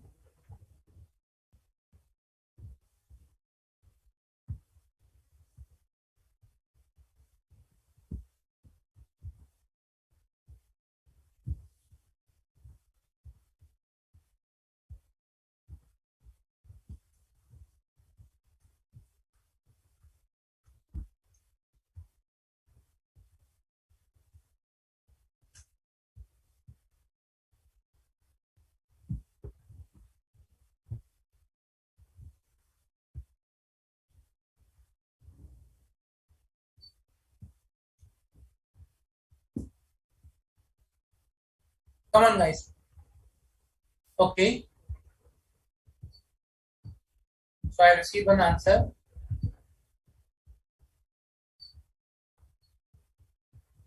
Okay, Bhavita ji.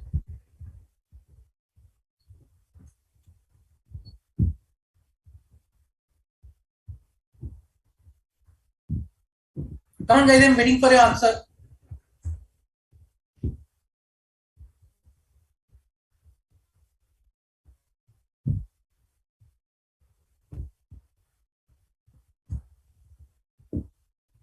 What should be the correct answer over here?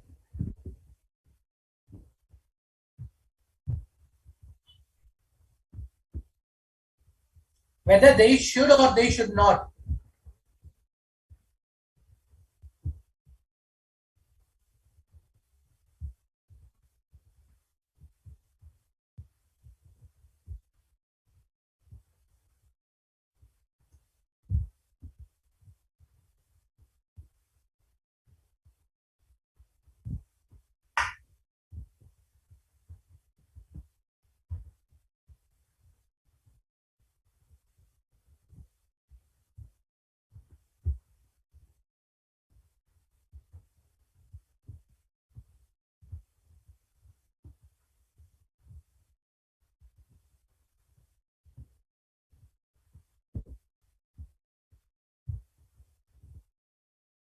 Come on, guys. I'm waiting for your answer. Whether they should document this separately or it is appropriately fine.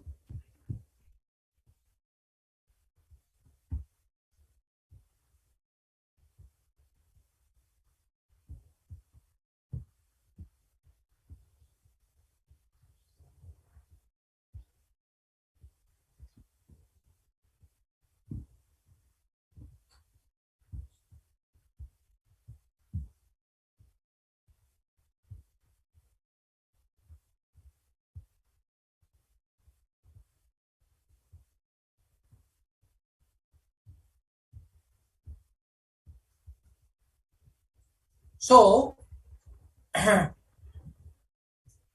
see, the purpose of documentation is not to provide repetitive documentation or repetitive basically details.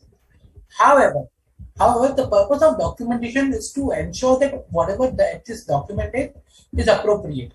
Okay, and that is made available on a timely basis. So, for example, in this case, when we have already signed the engagement letter, it is not necessary that you include another documentation, just to provide the details of the terms of engagement, because engagement letter will already contain your terms of engagement.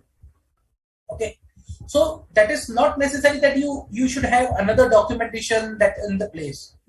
Okay, so basically, once you have signed the engagement letter, that engagement letter is sufficient to provide the terms of engagement, and you are agreed with the terms of engagement.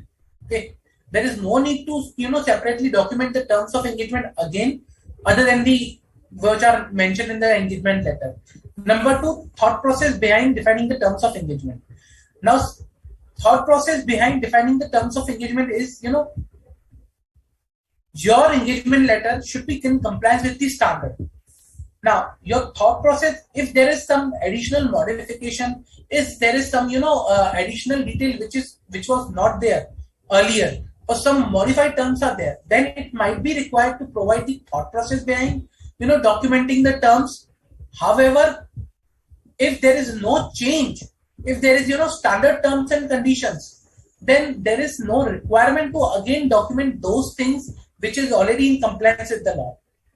So your documentation is in compliance with the law, is compliance with the assay, and hence I don't in that case it is not required again to document the thought process. Again, it is not required to document the terms again, because it's already there at the part of engagement letter.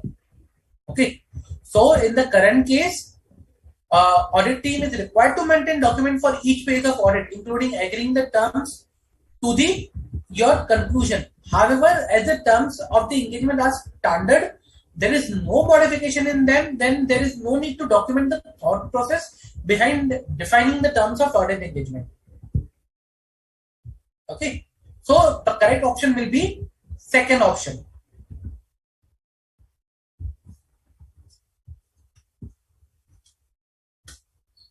Okay, any doubt with respect to this, guys? Any doubt?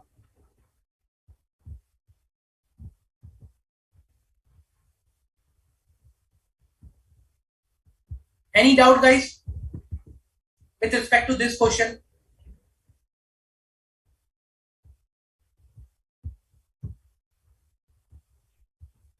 So basically, when I talk about terms, they are already part of your engagement letter. Okay, when if they are part of the engagement letter, should we document it separately? Answer is no, because you already have documented it. That's the engagement letter. Okay, so no need to document again once you already documented in the engagement letter.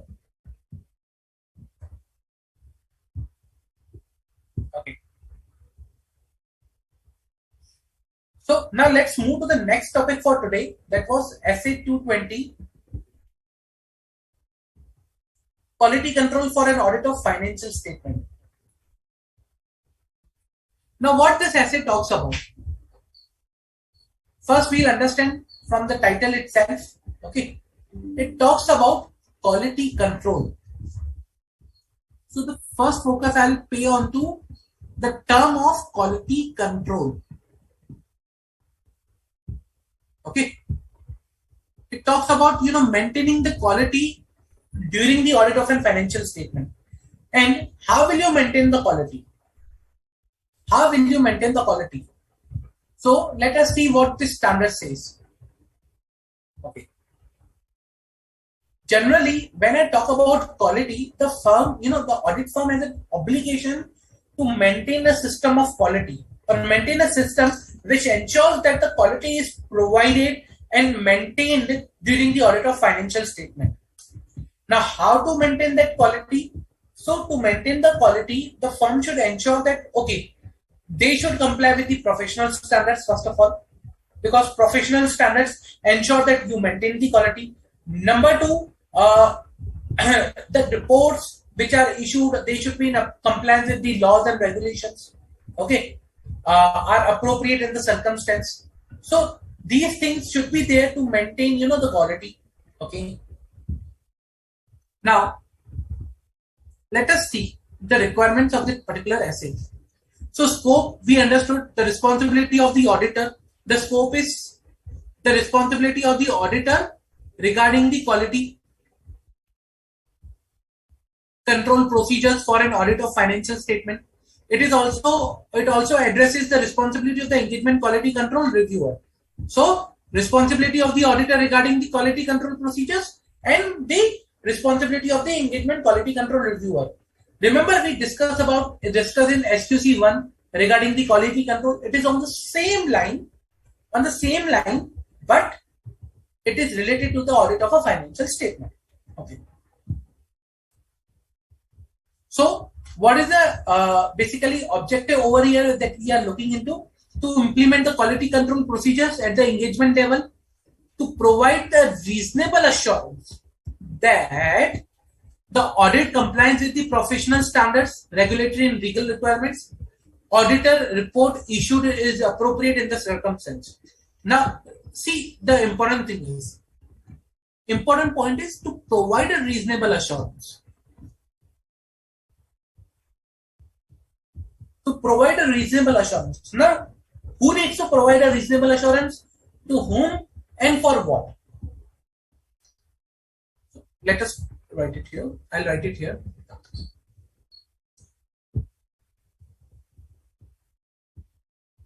Objective of this started to provide reasonable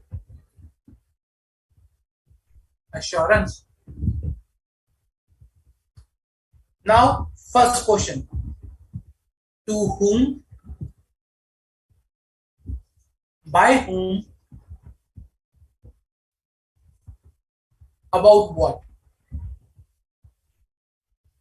So, the objective of this standard is to provide reasonable assurance. Now, when I say reasonable assurance, so the question comes is reasonable assurance to whom, reasonable assurance by whom, and reasonable assurance about what thing. So, first let's discuss about what. So, reasonable assurance regarding that the firm has established,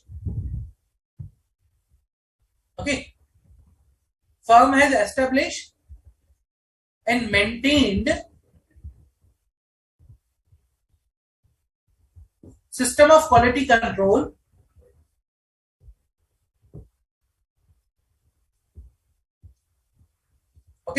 system of quality control which provides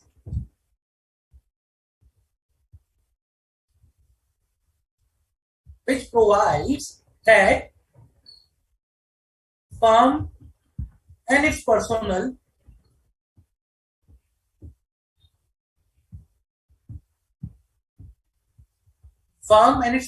has complied with professional and legal requirements. Okay. Now, when I talk about reasonable assurance is required to be given by system of quality control, that the firm and its personnel has complied with the professional and legal requirements. Second, the report that is issued is appropriate in the circumstances that was issued.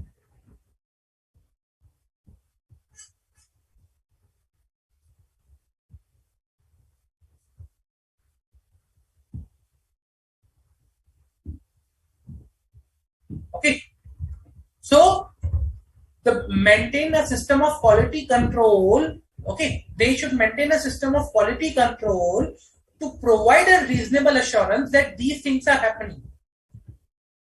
So reasonable assurance about that the firm and its personnel are complied with the professional and legal requirements.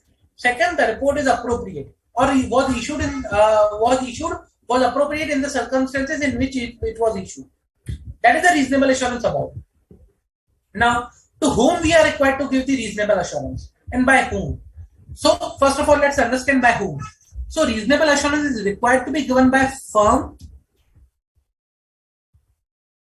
and how it will be given is how to provide reasonable assurance.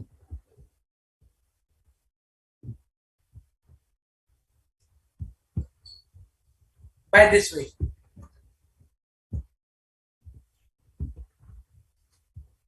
How to provide reasonable assurance? By establishing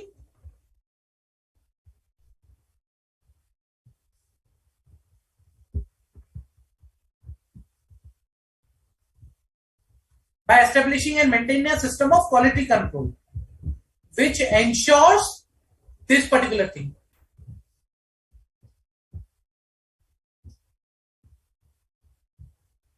This. Okay.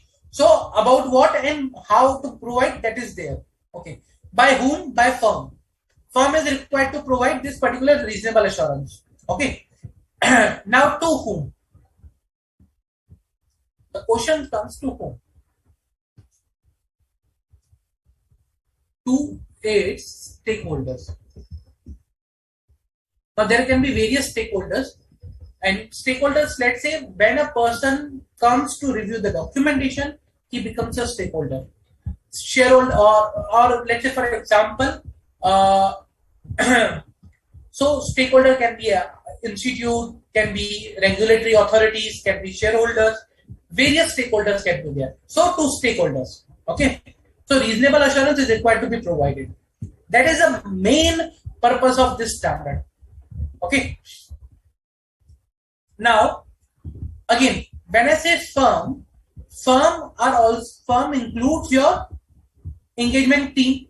So firm plus engagement team.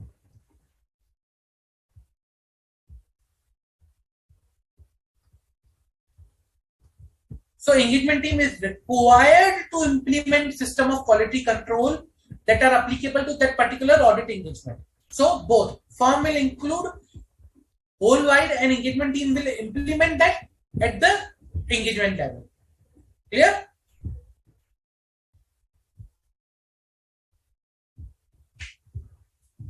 Okay. Now let's go back. So to implement the this is the main objective. Okay. Then let's come to the another area. Once we say, okay, system of quality control. What is the system of quality control? What things should be there in the system of quality control?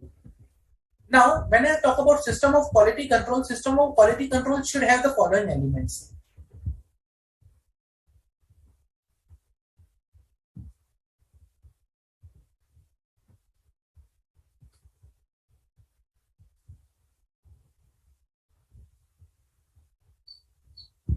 Okay, system of quality control should address the following. Should address the following areas, or you can say responsibilities.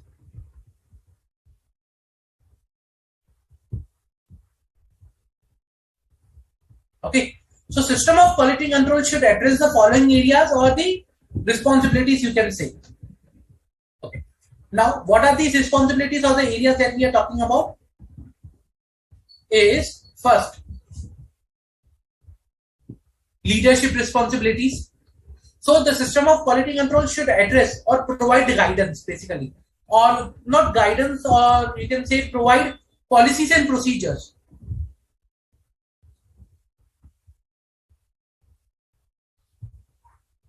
Okay, regarding the following areas. One is the leadership. So what should be the leadership responsibilities of firm and the auditor?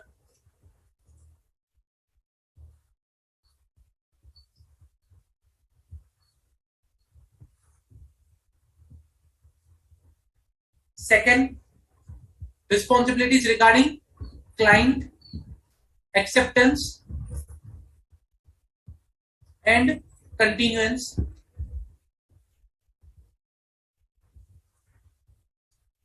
Okay.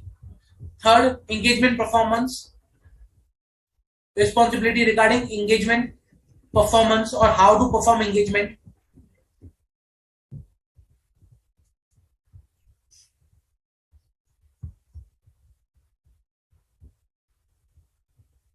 Just a minute.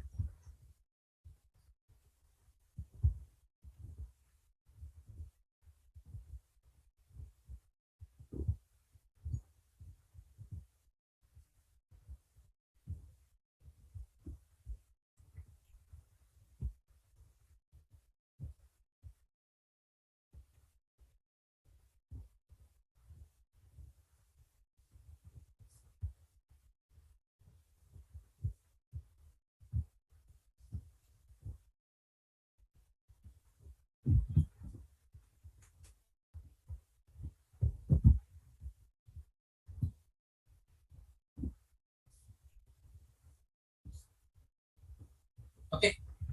There are a few more we'll see in a while. Let's first understand these three. System of quality control. Now should address or provide policies and procedures regarding leadership responsibility. What leadership responsibility? Okay. So the leadership responsibility says that, okay, the engagement partner shall take leadership responsibilities for overall audit quality of or overall quality of audit. It is the responsibility of the engagement partner to take the overall quality responsibility for an audit. He should remain alert for the evidence of non-compliance with ethical requirements by the engagement team member, and in case non-compliance shall take appropriately. Okay, shall take appropriate action.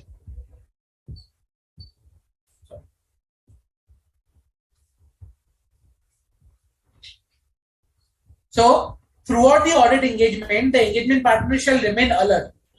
Okay, and shall make inquiries necessary for the purpose of audit and to gather the evidence about the non-compliance with relevant to ethical requirements by members of the engagement team members. So I'm not talking about non-compliance by the client or by the company or by the management. I'm talking about non-compliance with the ethical requirement by the team member, engagement team members. So he should inquire with the engagement team member that then his team, his own team, is compliant with the ethical requirements or not. Then, if any matters come to the engagement partner's attentions that the firm system of quality control or through any other way, okay, that the team has not complied with the relevant ethical standard, then the engagement partner, in consultation with others, okay, there should be someone other in the team, shall determine the appropriate action. So if any non-compliance has come to the notice of the engagement partner, then an engagement partner shall take the appropriate action. That is the responsibility of the engagement partner, and that should be there to establish a system of quality control. And engagement partner shall form a conclusion on compliance with the independence requirement that apply to the audit engagement.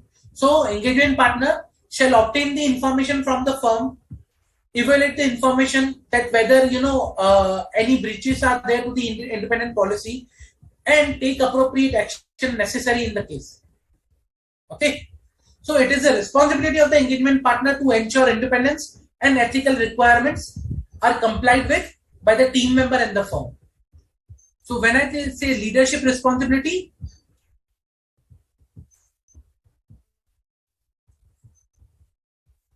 the policies and procedures should establish that the engagement partner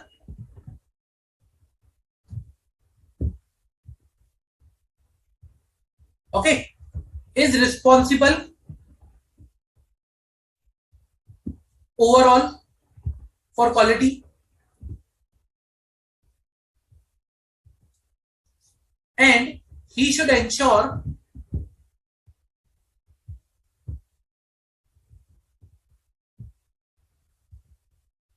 ethical requirement. He should ensure compliance with ethical requirement and independence requirement. Okay.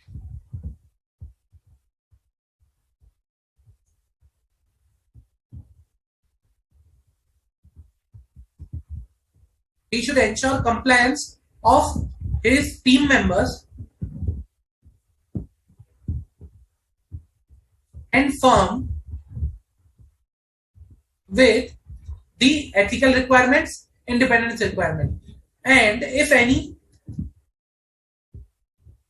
non-compliance is observed, then he should take appropriate action.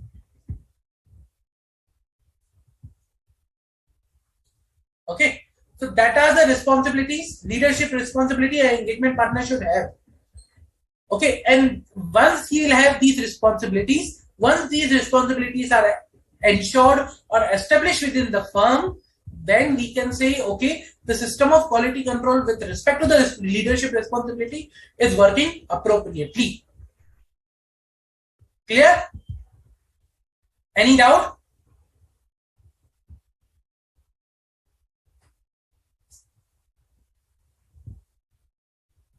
Okay. Second, client acceptance and continuance. Now, what are the things that are required a system of quality control should address with respect to the client's acceptance and continuance? So, the system should address, like, okay, that the engagement partner shall be satisfied that the appropriate procedures regarding the client acceptance and continuance have been followed. If the engagement partner obtains information that have been caused the firm to decline the audit engagement, the engagement partner shall take necessary actions. The engagement partner shall ensure that the engagement team and the auditor expert have appropriate competency and capability to perform the engagement. So, again, with respect to the client continuance acceptance, it is the responsibility of engagement partner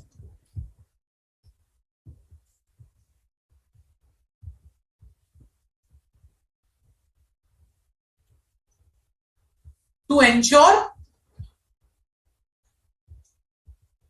client acceptance and continuance procedures are performed. Okay. Client acceptance and continuance procedures are performed. Team have appropriate competence and capability to perform the audit engagement and enable auditors report that is to be circumstances appropriate in that circumstances. Okay, that is the requirement with respect to the client acceptance and continuance. Engagement performance. What are the engagement performance requirement? Engagement performance requirement says that the engagement partner shall take responsibility for the direction, supervision, and performance of audit engagement and the appropriateness of the audit report. So he is the sole responsible for the direction, supervision, and performance of the audit engagement. Okay, he shall perform the review and he shall ensure that the review being performed in accordance with the firm's review policies and procedures. It is his responsibility to ensure that the reviews are performed.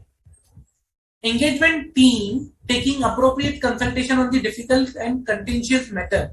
It is his responsibility that the engagement team should consult whenever it is there is a difficult matter or a matter which is complex. So it is his responsibility to ensure that engagement team is taking appropriate consultations.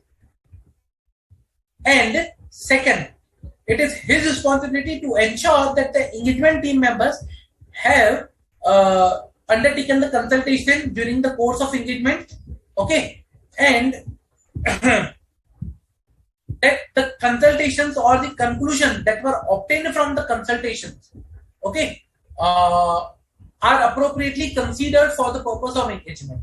So it should not be okay for the purpose of formality we have taken the consultation. No, we have considered the conclusions also of the consultation.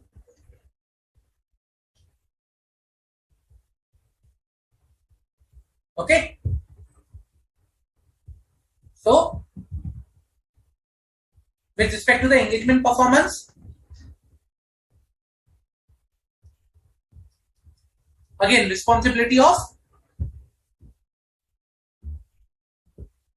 engagement partner for the direction, supervision, and performance of audit.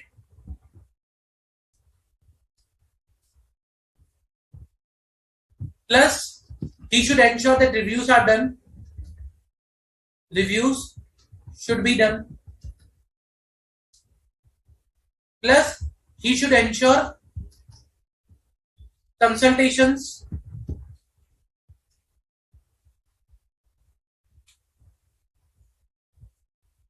are are done by engagement team.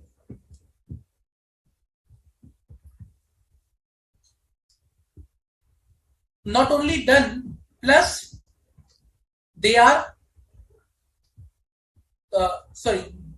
they are. So conclusions of consultation are considered and implemented.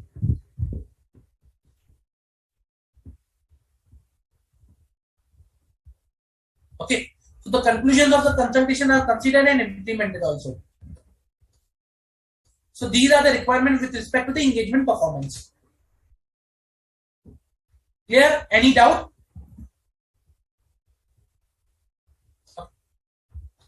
Now, the next element that a quality control system should address is, or like, to have a good quality control system, the following thing should be there: engagement, quality control review.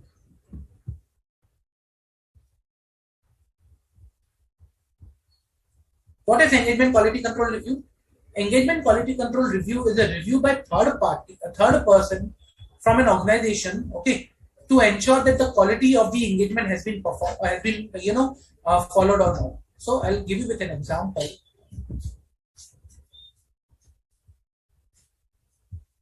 So these are the elements or areas which a good quality control system should address or should establish. And one of the areas is engagement quality control review. So under engagement quality control review, okay, it becomes the duty of the engagement partner. Now, at least this is necessary for two type of engagement. One, audit of financial statement of listed entities, and other engagement which entity considers this to be appropriate. Okay, so engagement partner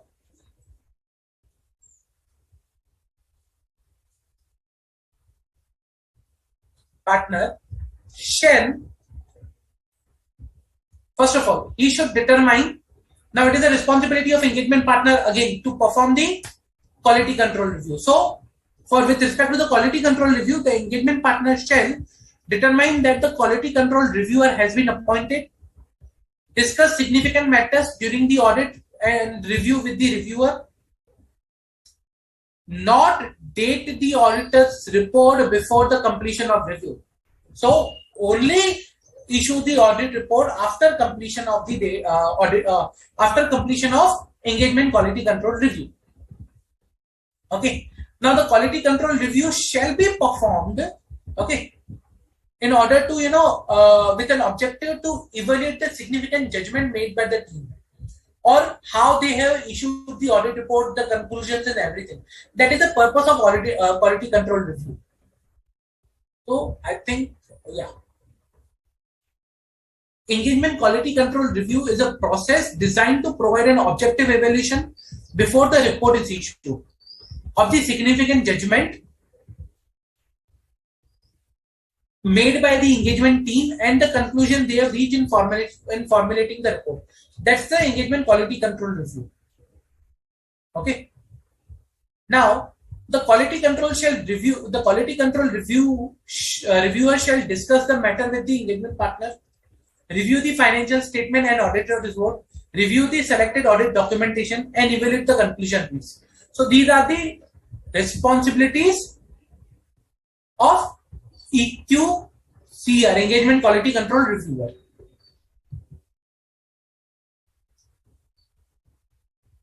Okay. In case of listed entities or entities which are selected for the quality control, reviewer shall evaluate the firm's independence, whether appropriate consultation has been taken, audit documentation with respect to significant judgments. So he should ensure all these areas. In case where there is a difference of opinion within the engagement team, at that particular point, engagement partner and the quality control reviewer, they should follow the policies and procedure of the firm to remove that dispute or difference of opinion. Okay. So, with respect to the quality control review, responsibility of engagement partner,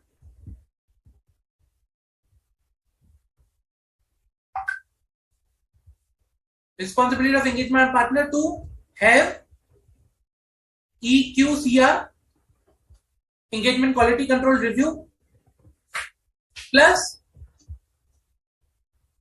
EQCR should follow his responsibility. The next area that should be there for the good quality control system, that is monitoring process. What should be there in the monitoring process? So in monitoring process, the auditor should provide reasonable assurance, or the quality control system should provide a reasonable assurance that its policies and procedures related to the system of quality control are relevant, adequate, and operating effectively. So monitoring should, over here, I'll write it over here. Monitoring should provide that the policies and procedures are adequate, effective, and relevant.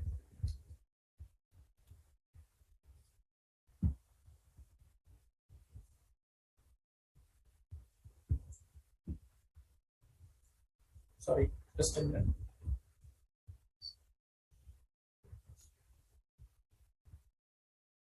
So when I talk about monitoring process means that there should be a monitoring process within the organization or within the firm that should ensure that the policies and procedures of engagement quality control review or of all the other areas that we have discussed till now, engagement performance, client acceptance and continuance, these policies procedures are adequate, operating effectively.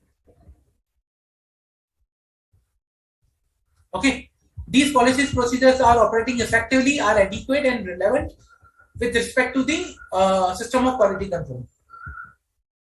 That is a monitoring one.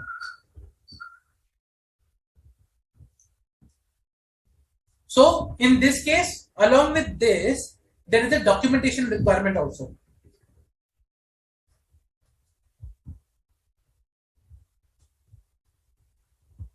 Now under documentation, what is the requirement? That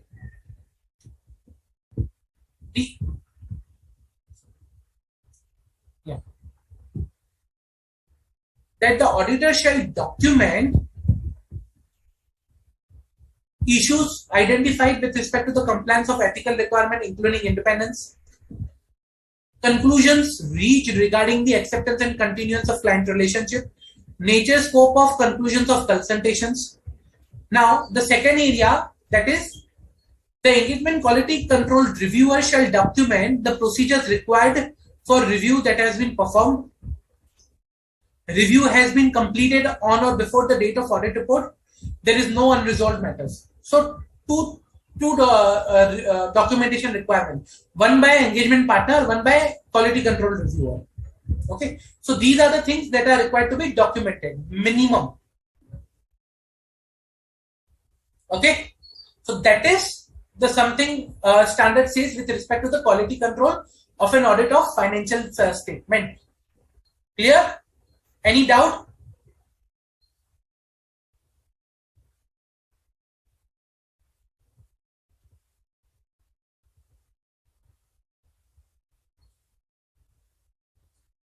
No?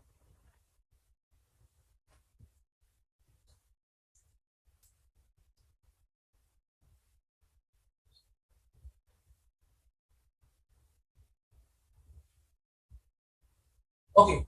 If no further doubts, let's solve some questions. Okay. So let me give you. Let me pull up the questions.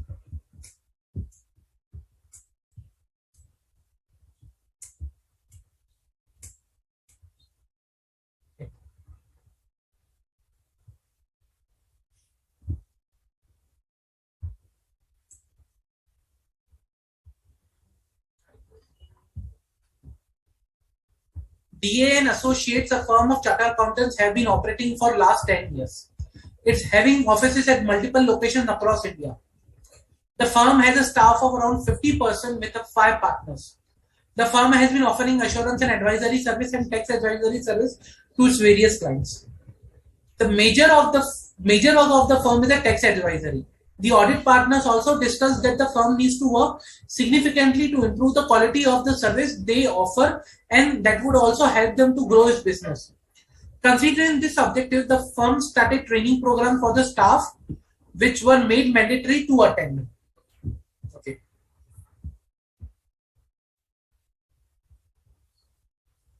During one of the training program on quality, a topic was discussed regarding the information that should be obtained by the firm before accepting an engagement with the new client. When deciding whether to continue an existing engagement and when considering acceptance of a new engagement with existing client. It was explained that the following point may assist the engagement partner in determining whether the conclusion reached regarding the acceptance and continuance of client relationship and the audit engagement are appropriate. The integrity of the principal owners, key management, and those charged with governance, qualification of all employees who are providing the training, whether management is competent to assist in the audit engagement and has necessary capabilities including the time and resources, whether the engagement team is competent to perform audit engagement and has the necessary capabilities, the remuneration offered by the entity to its various tax consultants, whether the firm and engagement team can comply with the relevant ethical requirements, whether the management has performed risk compliance committee for its better management of critical risk, significant matters that have arisen during the current previous audit engagement and their implication on the continuing relationship. Okay, so these were the points that were there discussed. Okay, now understand the thing. What was the point that were discussed? That the following point may assist engagement partner in determining whether the conclusion reached regarding the acceptance and continuance of client relationship and audit engagement are appropriate. So we need to understand what are the points that the auditor or engagement partner should consider. So which areas engagement partner should consider?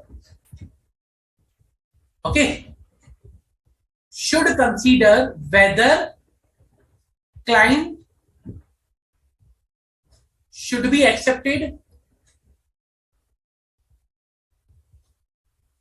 or not. So points which are required to be considered, okay, whether client should be accepted or not. Simple, that is the key thing which we are required to do over here.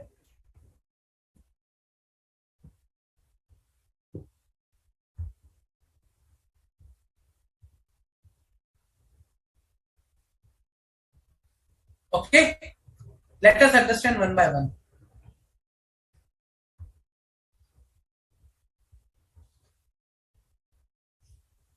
Just a minute.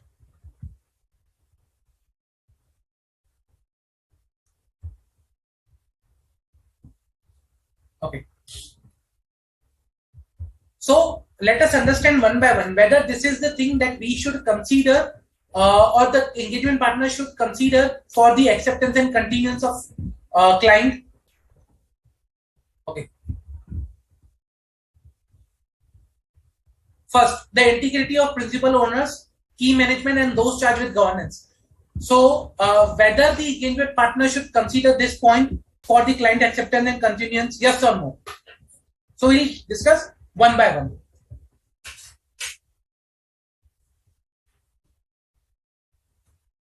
Whether engagement partner should consider this point number 1 or not for the client acceptance and continuance.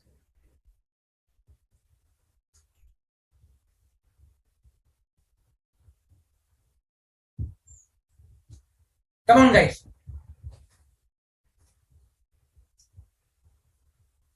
Yes, correct.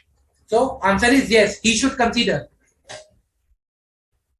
Number 2, qualification of all employees of the training program. So qualification of all the employees of who are providing the training.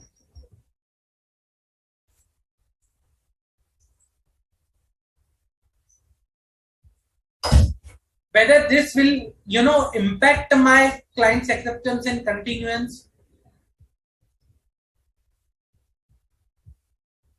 Second number point, whether this will impact the qualification of employees who are providing the training. Point number 2, whether this will impact my client continuance and acceptance.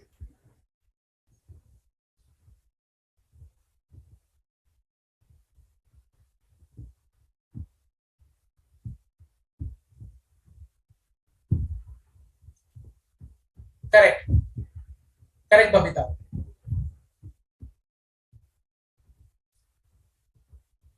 So, in the current case, this will not so whether qualification of employees who are providing the training, how that will ensure my client acceptance and continuance, that will not be there.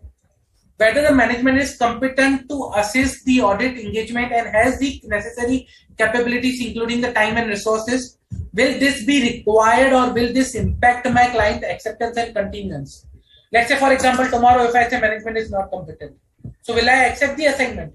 Or will I say that management is not competent to assist me in the audit engagement or has necessary capabilities, including time and resources? Will this impact my client acceptance and continuance?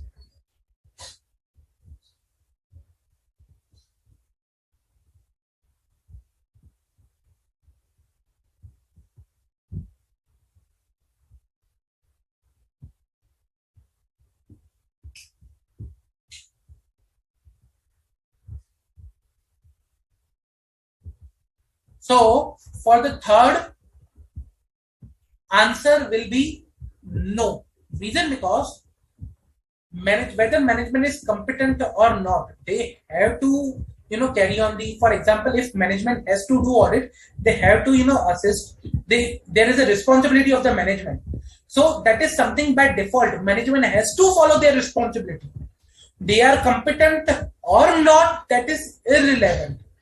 Whether they have resources or not, irrelevant. Management has to comply with their responsibility. So that is something is not important. Fourth, whether the engagement team is competent to perform the audit engagement and has the necessary capability, including time and resources. Point number 4, whether this is important from the point of view of accepting the client. For point number 4, guys,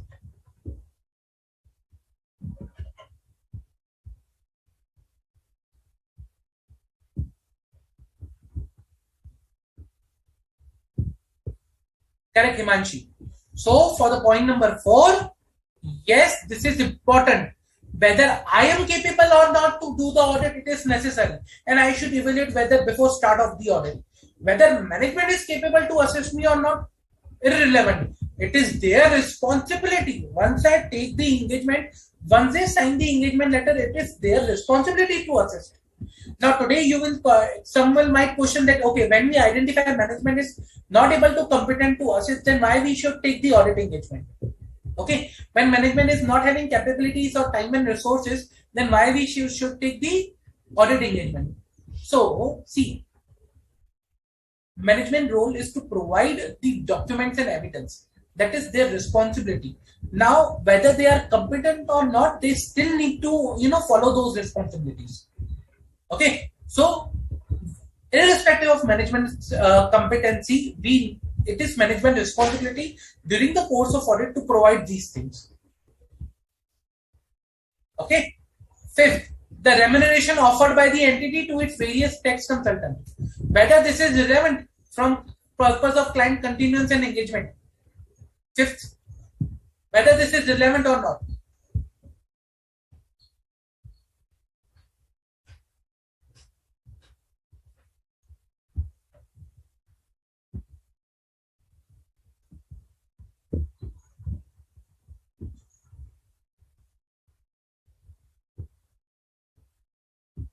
So, yes, correct, Himanshi. So, it will be no, this is not relevant.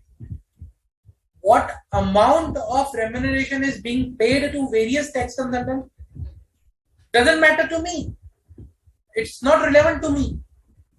So, whatever the amount they are paying it to the tax consultant based on their scope of work doesn't matter.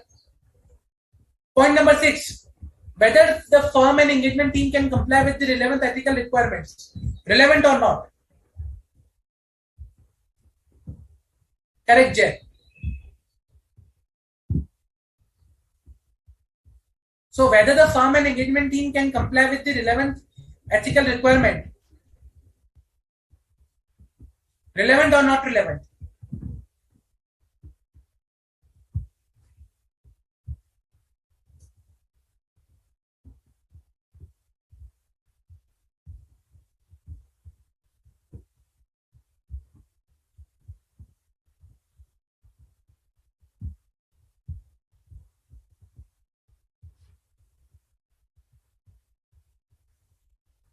So answer is yes, that is important. Reason because if they cannot comply, then don't accept.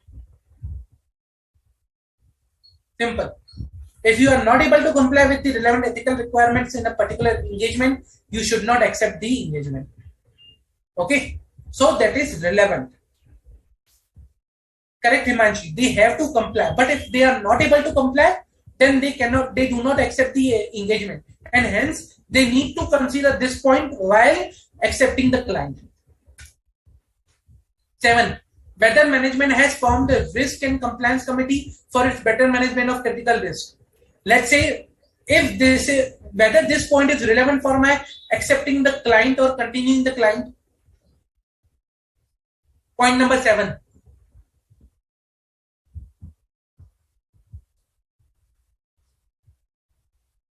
Whether this particular point number 7 is relevant. Correct, Jay. Correct, Himachi. Not relevant. So whether they have formed the risk or compliance committee or not doesn't matter. I will do my own risk assessment. I will perform my own audit procedure based on the risk I have identified. So not relevant. Again, point number 8: significant matters that have arisen during the current or previous audit engagement. Okay, and their implication for continuing the relationship. So point number 8: relevant, not relevant.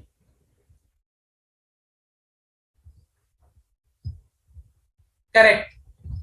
Correct, Jay. Correct, Himachi. It's relevant because these are the matters that will impact the relationship of the client acceptance and continuance. So this is relevant. So by this way, we can identify which are the areas which are relevant and not relevant with respect to the client continuance, client acceptance and continuance. Clear? Any doubt?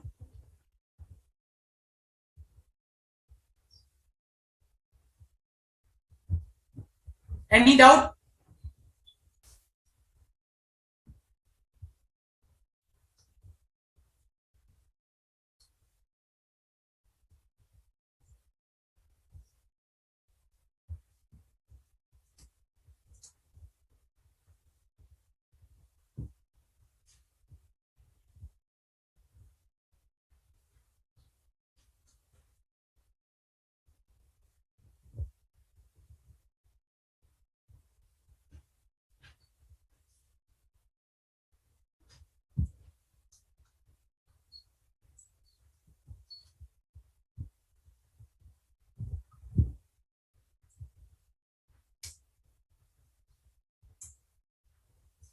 Any doubt, guys, with respect to this?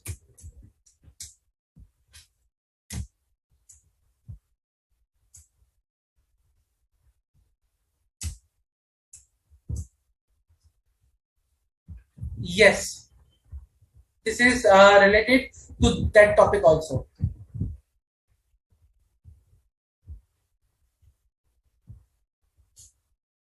No, usually on an engagement, you have a different manager and different partner. So engagement manager and engagement partner are different person.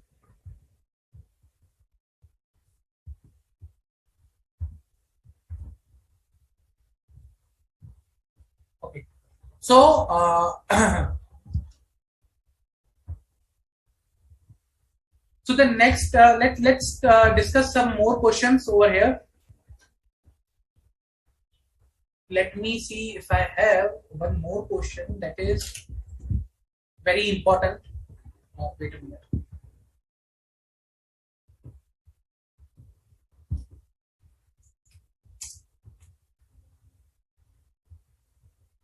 So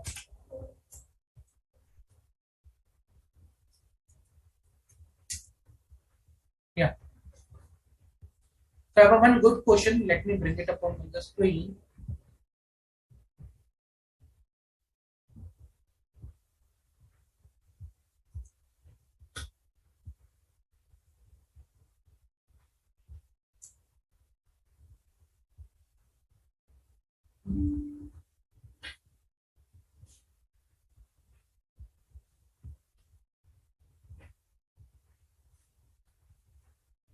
During the audit of Mahavir Limited, a listed company, okay, engagement partner completed his reviews and ensured compliance with the independence requirement that applied to the audit engagement.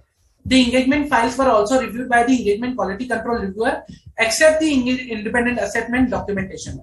Engagement partner was of the view that the matter related to the independence assessment are responsibility of the engagement partner, okay, and not engagement quality control reviewer.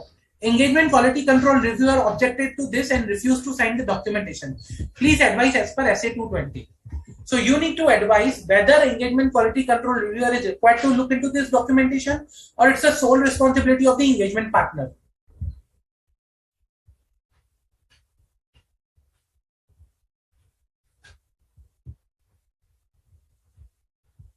So whose responsibility is this?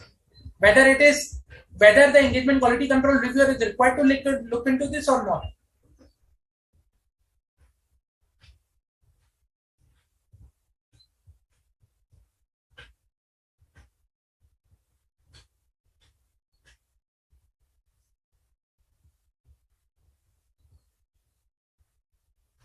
Come on, guys. Pretty easy.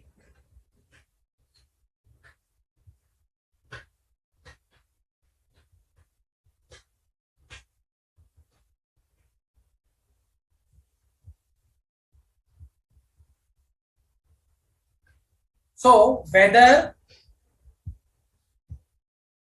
he is required to look into this or not.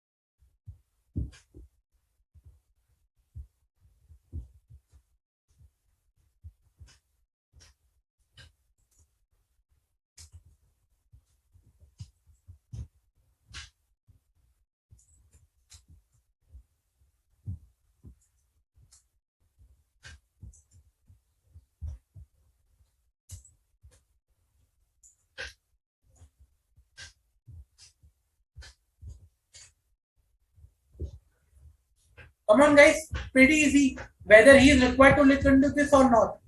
So, as per SA 220, what we discussed, let's go back to that particular topic. So, we talked about the leadership requirement. Okay, leadership requirement ensures that that engagement partner shall ensure the compliance with independence requirement. It's the independence requirement that engagement partner is required to comply with. It is his responsibility. Plus, we also saw responsibility of EQCR, that in listed entities, evaluation of firm's independence, the reviewer is also required to consider the independence of firms, independent of requirements are complied with or not.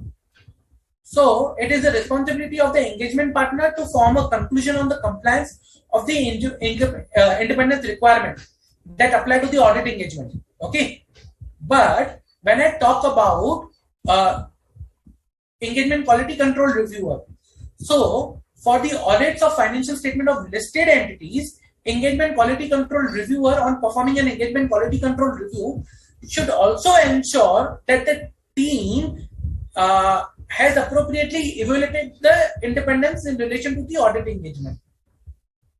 So,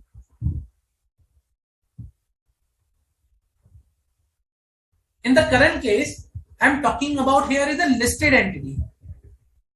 Mahavir Limited is a listed entity.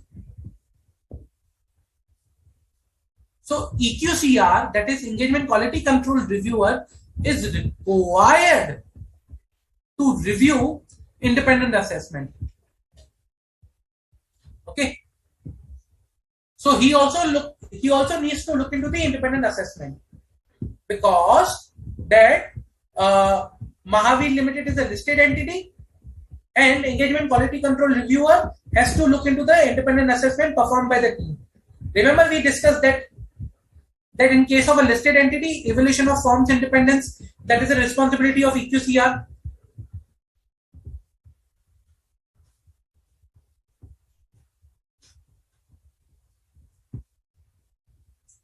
And engagement partner's responsibility to ensure the compliance with the independence requirement. So it will be responsibility of both.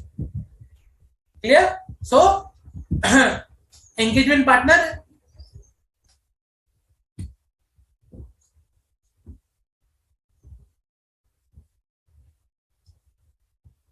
is not correct. Clear?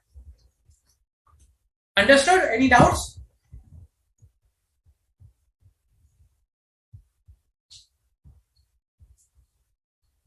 Okay.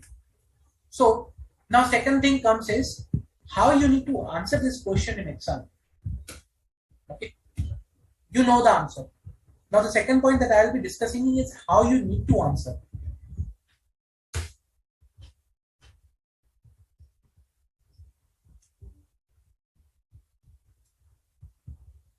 So let me bring up the answer also, so that you can understand how it is answered and we'll evaluate that.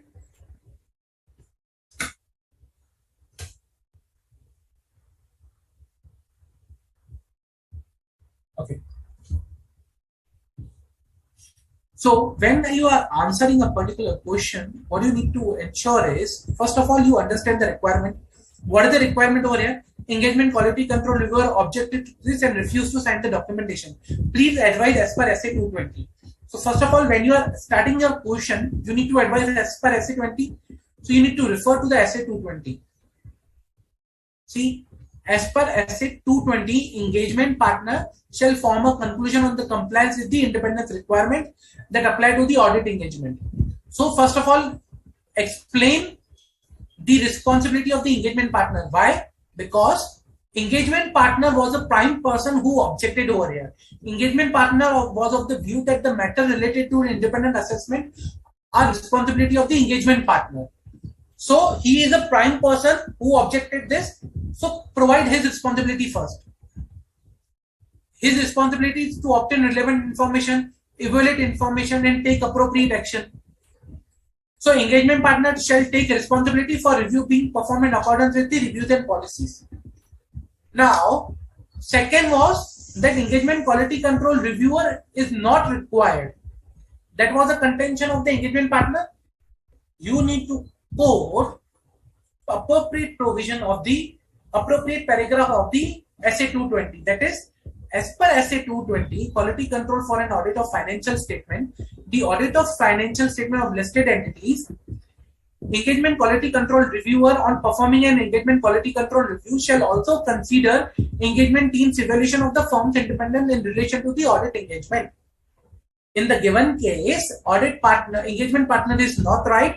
The independence assessment documentation should also be given to the engagement quality control reviewer for this review. So this is how you are required to answer. First, engagement partner's responsibility, provision, SA 220, and then conclusion. Clear? Any doubt?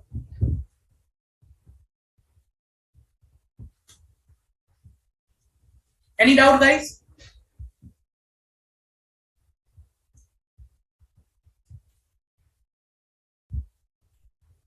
No?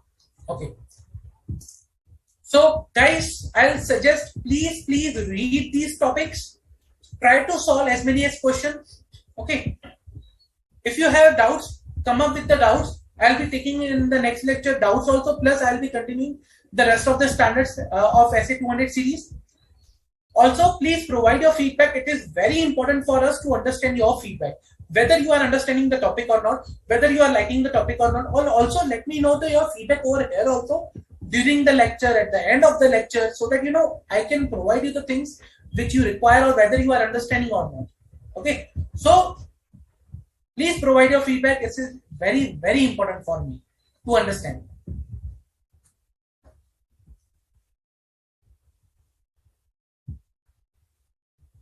Okay. Thank you guys. Thank you for your time. Thank you for your participation. Study well, solve the further questions on this, read at home. I'll see you in the next lecture. Take care. Bye. Thank you.